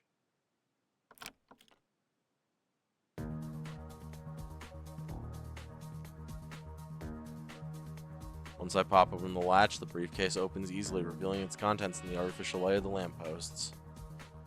The inside of the briefcase is covered in red fabric, and inside rest twin gauntlets of silver and blue, one with a long whip made of a similar metal wrapped around the midsection. This is beautiful. Incredible. Awesome. Terrific. All that and the above, but open. It's the font colors. It's the font colors fucking me up. I swear. You're okay. All that and above, but how does it work? I'm glad you asked. Important things first. To use dust, you grab a crystal and crush it in your grip. I have to what? With aura, you can do that like breathing, silly. Ah, right. So I crush it in my grip? Yes. If you crush it with the right gauntlet while the whip is still wrapped around it, or if you just grab the stock after doing it, it becomes charged with the crystal's energy for a short period of time. So you get Ice Whip, Fire Whip, Shadow Whip, and so on. Nice. I can already picture the image in my head, vividly and in detail. A whip slashing an enemy repeatedly, dozens of times in rapid succession, each small injury catching fire or freezing a part of his body. A little too vividly, maybe. What the hell was that? Otherwise? The charge stays in the gauntlet until you transfer it to the whip, or shwam! You can shoot it out. How can you shoot something out of a gauntlet? Punch, I imagine. I'd assume, like, the knuckles. From the palms, like, oh, it's the palms, of course. Ruby grabs the right gauntlet and turns it on its back, exposing a metallic circlet on the palm. From here, you just need to quickly snap your fingers open. If you do it with the left gauntlet, you get rapid machine gun fire. If you do it with the right, you charge and shoot one big projectile. Boom! I guess you'll have to practice aiming, though. It's not your conventional gun, but no weapon of mine will lack a gun mode. I appreciate Ruby for that. The intelligence to be like, look, listen, I have a brand. I put guns in melee weapons. It is her thing. Like, this is a gun, a gauntlet, and a whip. Technically, 2 guns, and a gauntlet and a whip. So, I'm working double time here. Literally, because they're gauntlets. Because there's 2 of them. Oh, I see. Damn, you really thought this through. Of course I did. Well, after I slept some. Good. That's all that's needed now is a name, then. Already thought of one. Shouldn't he be the one to name it, since he's going to use it? My baby, my name. And Penny said I could. But David is the one who thought of the concept. I'm the one who carried it to term. All right. It was a shared effort. What's the name you thought of, Ruby? I took a page out of the old school book for this one. David, may I introduce you to Jenny Klostros? Old school? You went ancient vernacular. No one asked for your opinion, Cottontail. I'll have you know that my tail is... Whoa, okay. I'll have you know that my tail was ripped off a long time ago. What? She's just joking, Ruby. Also, I have the feeling that they ruined what was supposed to be a cool moment. David, you are assuming that she is lying to you. Yeah, especially considering the fact that she's even stated in the past that she's never that honest with people unless if it will shock them. So, she very well could be being honest. Well, thanks, Ruby. I love it, and I will be sure to repay you. What? You're not going to try it? We're kind of in the middle of the school courtyard, and I wanted to show it to Penny first, actually. Yeah, I don't think she'd like it if you started swinging that thing around without her supervision. Then let's go show her, and then tomorrow we can go try it out all together. All together? If you think I'm not going to be there for my baby's first day of school, you've got another thing coming.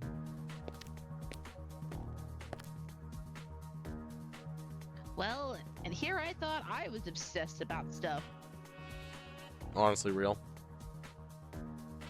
Good stuff or bad stuff? Yes.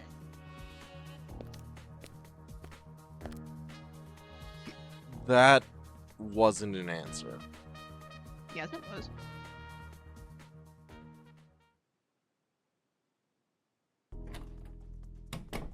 Hey, Penny. We're back. Welcome back, David. Evelyn. Did I just imagine that, or did she look troubled there for a moment? And Ruby, I finished it. What? Finished it? You mean David's weapon? In record time and with only slight forgetfulness about my well-being. Hmm? You stayed up almost 24 hours straight. Evelyn, that's judgy. I've stayed up for almost 78 hours straight. Don't start. Unintentionally. Ruby didn't do it intentionally either. You know how the creative process can be. You stayed up for an extra 2 hours on a work night before to do artwork. Don't call me out. Game recognized game, biatch. Hey, look, I at least made sure I had some semblance of rest before forcing myself to go work a 9-to-5 job. Some semblance. And then you were so tired the next night that when it came time for us to play games, you were like, can we just watch shows instead? I've had a very long day. So I think that we're gonna go with it's a little bit judgy and we shouldn't be minding it. Oh, you have no idea what I did when I first started working on Crescent Rose. Oh, Ruby, I'm so sorry. Ah, it's alright. I liked working on it, and I got to see a new side of Penny. A new side? I can only imagine it was 78 hours because Hina knocked your ass out. I wish if Hina was around, I don't think I would have been up for 78 hours to begin with. I would have pulled this bean into bed quick smart. I didn't think you had it in you to trick people.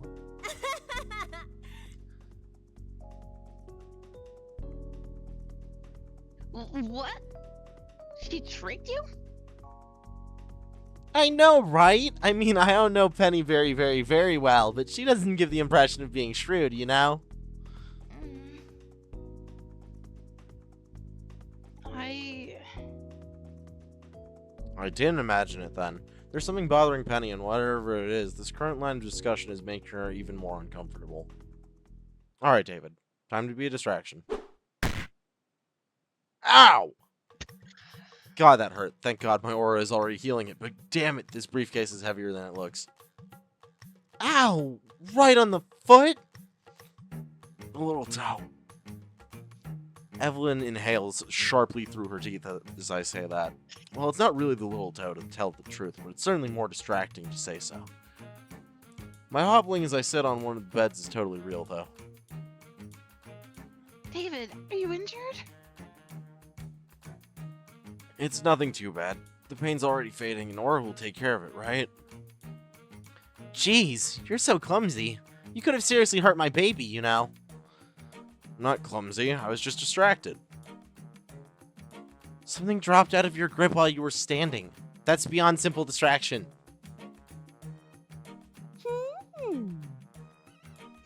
She's right.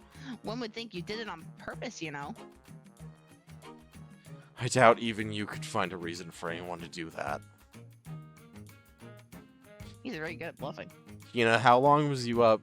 Penny, 78 out, gets punched so hard to the temple that Hina had to question if she was destined to be an MMA fighter. Hina politely doing as Mama said.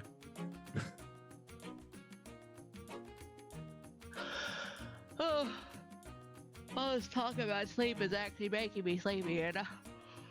Oh dear. Yeah, no more talking about sleep. I need this one awake to play Repo with me. Eee, more repo tonight. Cool. Stretch and lock in. Okay. Oh, I'm sure that given a few hours, I most certainly could. Right off the top of my head, I'm thinking of masochistic tendencies and. Hold that thought, thank you, not into S&M. What's S&M? Glad you asked. Want to talk about it while I walk back to your room? What? Hey! Huh? Wait, we're all going? What was that all about? I think Evelyn also noticed Thank you. that you hurt yourself on purpose because of me, and she wanted us to give us some space. That's stupid. Why would I do that? Because you noticed I was getting increasingly uncomfortable as they talked about me. I guess I only fooled Ruby there, huh? Well, it's fine. I figured that whatever was troubling you was getting worse by them joking like that. I don't think they noticed. You were the first in the room and the only one to see my expression. They probably just thought I didn't know how to react to their teasing.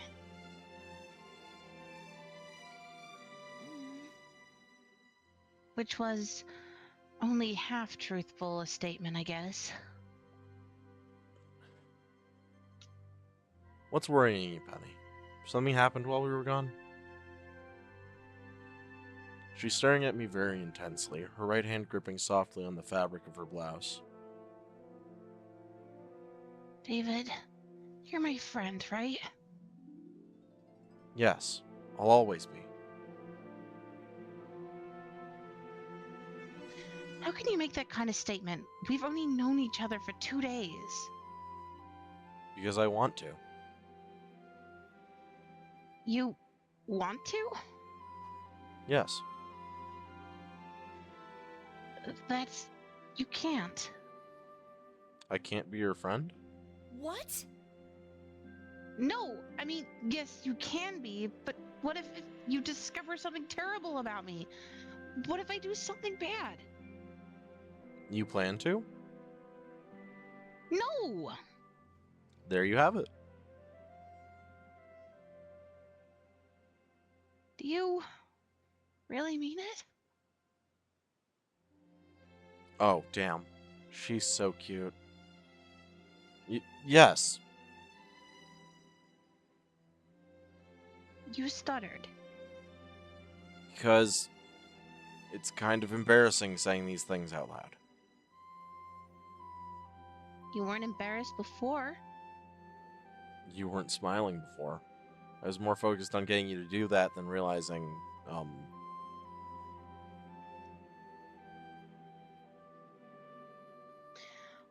What if I'm actually a different person than what I appear to be?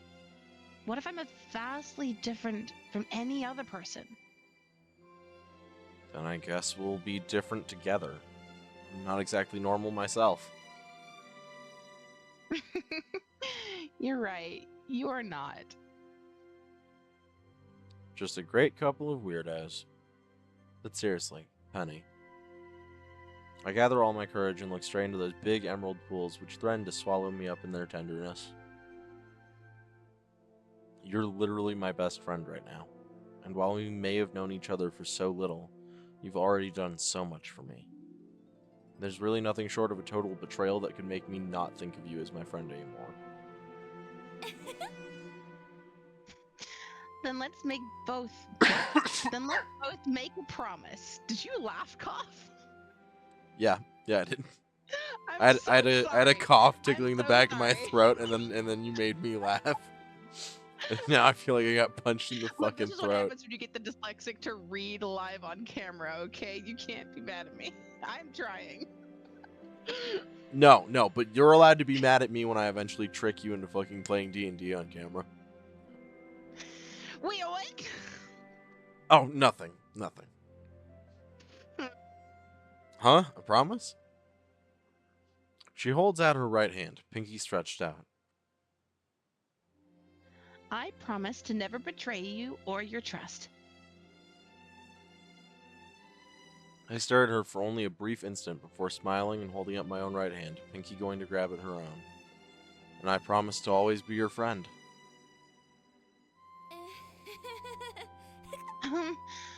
I don't know how this fudge. She's got me all sorts of flustered. Okay. I don't know how this particular form of pledge continues. I never acquired that information. Oh, that's cute. You both are just as cute as Penny and David. Thank you, John. That's sweet of you.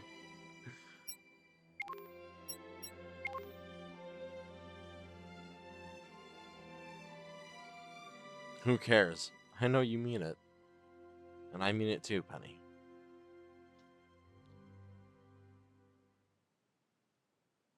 How are you liking your two prospective teammates, Miss Dameron? They're both very interesting, David in particular. I mean, Penny is one scrumptious cookie too, but David... Anyway, come on, tell me. And tell you what? About our last teammate. Oh, her. Like you, it's a person whose services I have used many times in the past. Oh, another orphan. I feel an affinity already. It's a little more than just an affinity, since you've met before. Familiarity! Then who is she? Who is she? Well, let's just say you met over dinner. That's ominous as frick. You gray-haired asshole!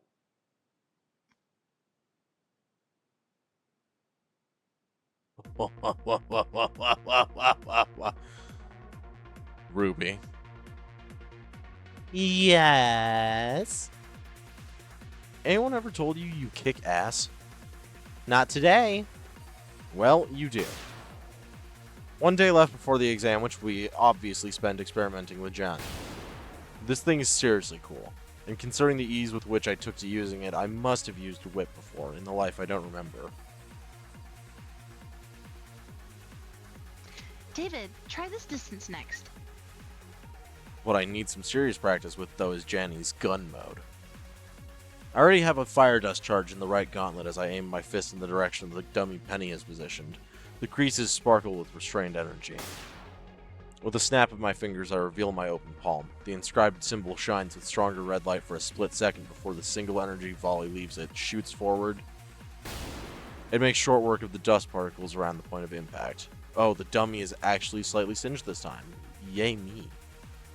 I groan and palm my face. Ow. Gauntlet. Right. I was about to say, that is so not safe, sir. Okay, that's enough for today. God, that line always makes me laugh. Penny, when you get channel points, you need to make that a sound redeem. I will do my best. What I'm sound? working on setting up a thing for having my own version of channel points without needing to have Twitch's authorization for it. So hopefully we'll have that soon. Ooh, I'm curious, so you'll have to tell me about that later. I feel like I've missed that boat. But I have so many dust crystals left. Yay me! London tipped an ass line. A whole sack of them. Which I won't allow you to waste on trying to make me master a skill that will in no way be decent enough by tomorrow morning. It's not a waste. You're my friend and I want you to get better. Oh, costs aren't it? I got her angry again. Do they need to say gosh darn it? I think. You gray-haired asshole. Yeah, I will definitely go back to get that. I will 100% grab that for you. Oh, of course, because your hair is silver.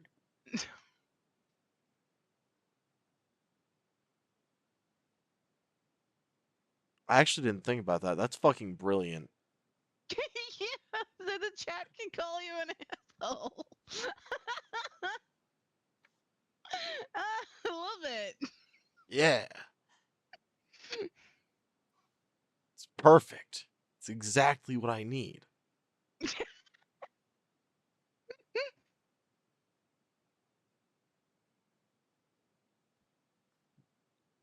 Read the line, cat. Oh, sorry. I got so distracted by the concept, my brain disconnected. We have 2 What I think minutes. David means. What? We have 2 minutes until our designated cutoff time. Let's go. Okay. What I think David means is that you should probably keep that supply for when we have time to set up proper training. We're gonna be working on extra time after this because we're going to the chapter end. Thanks for the assist, Penny. What Penny said. We should start thinking about rest anyway. Okay. Whew. That's settled. What did I do to meet the 2 nicest girls in Vale? Maybe I've done some good in my life. And speaking of the 3rd girl in my life so far, Evelyn, we're done. As we turn to the other side of the amphitheater, we find Evelyn still doing the same thing she has been doing the whole day. Good. Stabbing a dummy with a small fork over and over again. A dummy which she has for some reason decorated with a blonde wig. Why a fork? So, you coming to dinner with us? In a little while. Seriously, why a fork? Is that her weapon or something? Yeah, you can get it from the files. I can take a look. Oh, Penny, you gonna make this a daily game or a once a week thing? If we're gonna have it be a thing where Hina's doing voice acting with me, it's probably gonna be a once a week thing. Just our cozy thing for a little while. Yeah, Which will probably... I work unfortunately, so I can't be here every other day of the week. Yeah, which kind of will be helpful for you guys, considering the fact that pretty soon here we're gonna be getting into stuff like Bad Mojo. So anybody who's afraid of creepy crawlies and cockroaches, get ready for that one.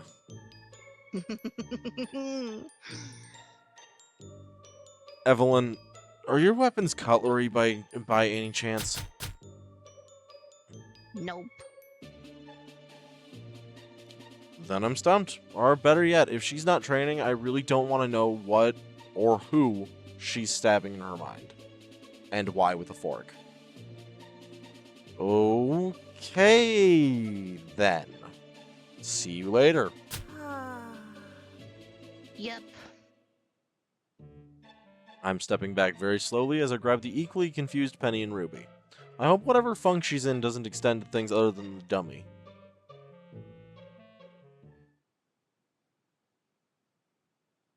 By the way, can we raid today? I'm going to use it to remind someone they owe me a playthrough. Yeah, sure, we can. Just make sure to remind me before I actually close things up. We're almost there. It's less than 12 hours until the exam. I can't help but feel nervous. Even with Penny and Evelyn by my side, I don't know what to expect from this. I don't know if I'm prepared enough. Hey, Penny, do you know anything about the specific details of the exam? Not much. Ruby knows more, having gone through it herself, but she was told not to share such details with us. Of course not. Also, I don't think her knowledge would be 100% useful to us. Our exam is certainly going to be different from hers. What do you mean? While the specifics change with the institution, an entrance exam for any academy of this level aims to pair people up as partners, mix couples in groups of 4, and test their ability to work together towards a common goal. In our case, though, we have already been put into a team. I can only hypothesize that our exam's focus will be on testing our skills, as both individuals and as a team. Makes sense. And it does give us some hints as to what kind of exam it will be. Should be an exam that will test our aptitude as huntsmen. Also, how well will you work as a team? Considering that a huntsman's job is to fight the creatures of Grimm, I can't help but think... I'm back. Hey, Evelyn. Managed to unwind? Kind of. Now I'm in the tolerance zone. Is there anything we can do to help? Not really, no. Nothing at all? What exactly is the problem? I'd like to tell you, but I can't. Not yet. Not yet? Then when? After the exam. That's a pretty specific timing. Wait. Evelyn, do you know something about the exam Penny and I don't? I do, and as much as I'd like to vent, it would be unfair. Unfair how? Huh?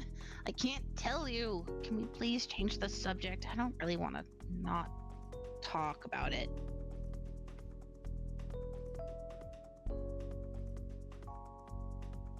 I guess being asked questions that you can't answer can be mildly frustrating. It's okay, Evelyn. I appreciate that you want to tell us anyway. Thanks. I'm also really glad that he managed to understand what she was saying there, because that was actually, like, that was legible English to me. Like, makes sense. I understand the feeling of, like, I can't tell you, but I want to tell you, so shut the fuck up and stop asking me. I think you should just get some sleep. You? Don't you mean we? Oh, of course we.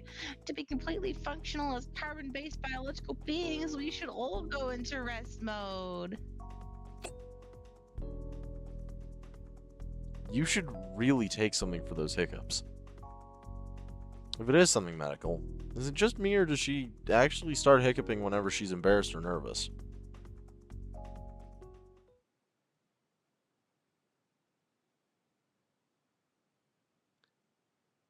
Seems a bit excessive for a group of first years. First years with 6 months of training behind them. The evaluation is supposed to be for that level of skill. It's still an exam that specifically aims to place them in danger. I wonder about that. Ozpen. Like many things in life, danger is a relative concept. What is a dangerous endeavor for a first-year student would be a mere annoyance to a senior and nothing to a seasoned huntsman. So this test we prepared being a danger. I wonder about that. You have a lot of faith in this team. Faith has nothing to do with it, Glinda. It's knowledge. Miss Damarot has experience and skill under her belt. James didn't disclose much about Miss Polendina, but his lack of opposition or worry about her being placed in a combat situation speaks volumes. Mr. DeCabbage is a complete amateur, though. His aura has been unlocked and he's skilled with his weapon of choice. That's more than enough to survive with the help of his teammates. And the last member? Oh, her? She'd probably be able to clear this test on her own. Oh no. Prologue 2, Battle in the Emerald Forest. Wow, that's really funny. That's really good. I'm glad that we managed to get to Prologue 2. How many prologues are there? Where we're gonna pick up next week. Next week. Because we made it to a decent point to do so, and I don't want to forget that we want to raid real quick. You're stretching too, sweetie. I am. My upper back is absolutely fucked up right now. I'm gonna need to take like 10-15 minutes to like stretch and unwind literally everything. Yeah, same. But yeah, no, I'm having a decent amount of fun with this. I will admit I didn't know how much was gonna be in here. Typically I pound through games like this in a good amount of time by just myself, but with me having Hina here, it means that I have some extra pacing to go with. So we can make Not to this mention I have a tangent. I have a tendency to, yeah. yeah. And we can make this a weekly thing and make it like more prone to like public discussion. This game is decently long actually. Yes, which is why I'm going to say that next week we're going to try not to tangent too much. Try, they say. You're funny. But I feel like this We'll will make an effort. be a good way to wind down. I can't promise it will be every Monday. I might take a break every once in a while to dip into other stuff. But that honestly, to be honest, since it's Mondays, depends mostly on Hina because it's my day off technically, but it's more her day off than my day off, which is why she's the one who has final say on what we actually do on it. Because that's how I do things around here.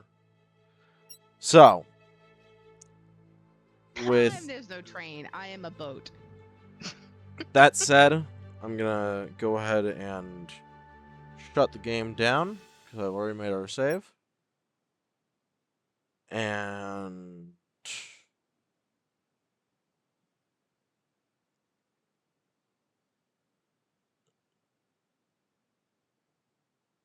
alrighty. Bum-ba-da-bum. I'm gonna go ahead and set you guys off to raid this channel over here at Idle Digidestined. So everybody remember your manners, be kind, and have a great time over there. And thank you all for joining. Good night. Good luck.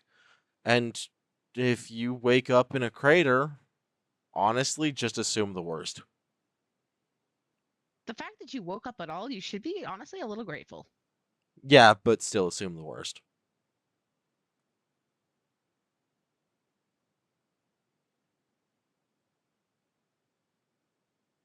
I unfortunately cannot raid the chosen individual, as their settings don't allow for raids.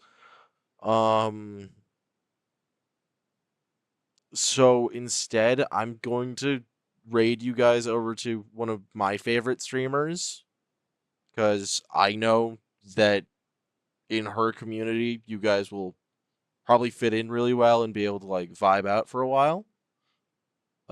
So 1 second while I set that all up. All right, here we go. I'm gonna raid you guys over to Toxic Soul 77's Twitch. So have fun, my darling ink drops.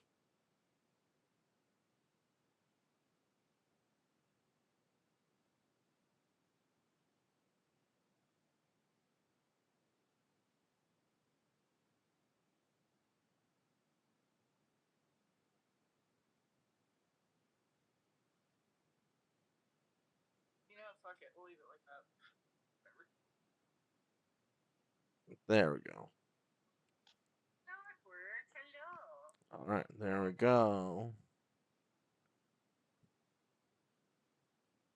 Hey. What are you getting up to, Cuckwork?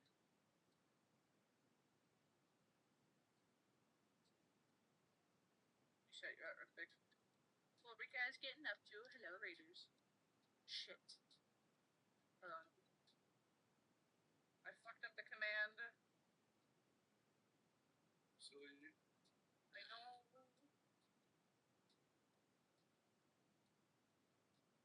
Completed something beautiful, if that's what you want to call it. There we go. You're skinny ass bird.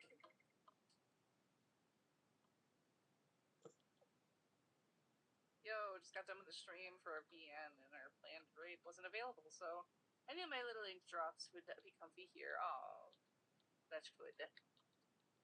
I'm happy to. That was done as we put Berkeley onto my island. Alright, I'm gonna go ahead and end the stream now. You guys have a wonderful night. Bye.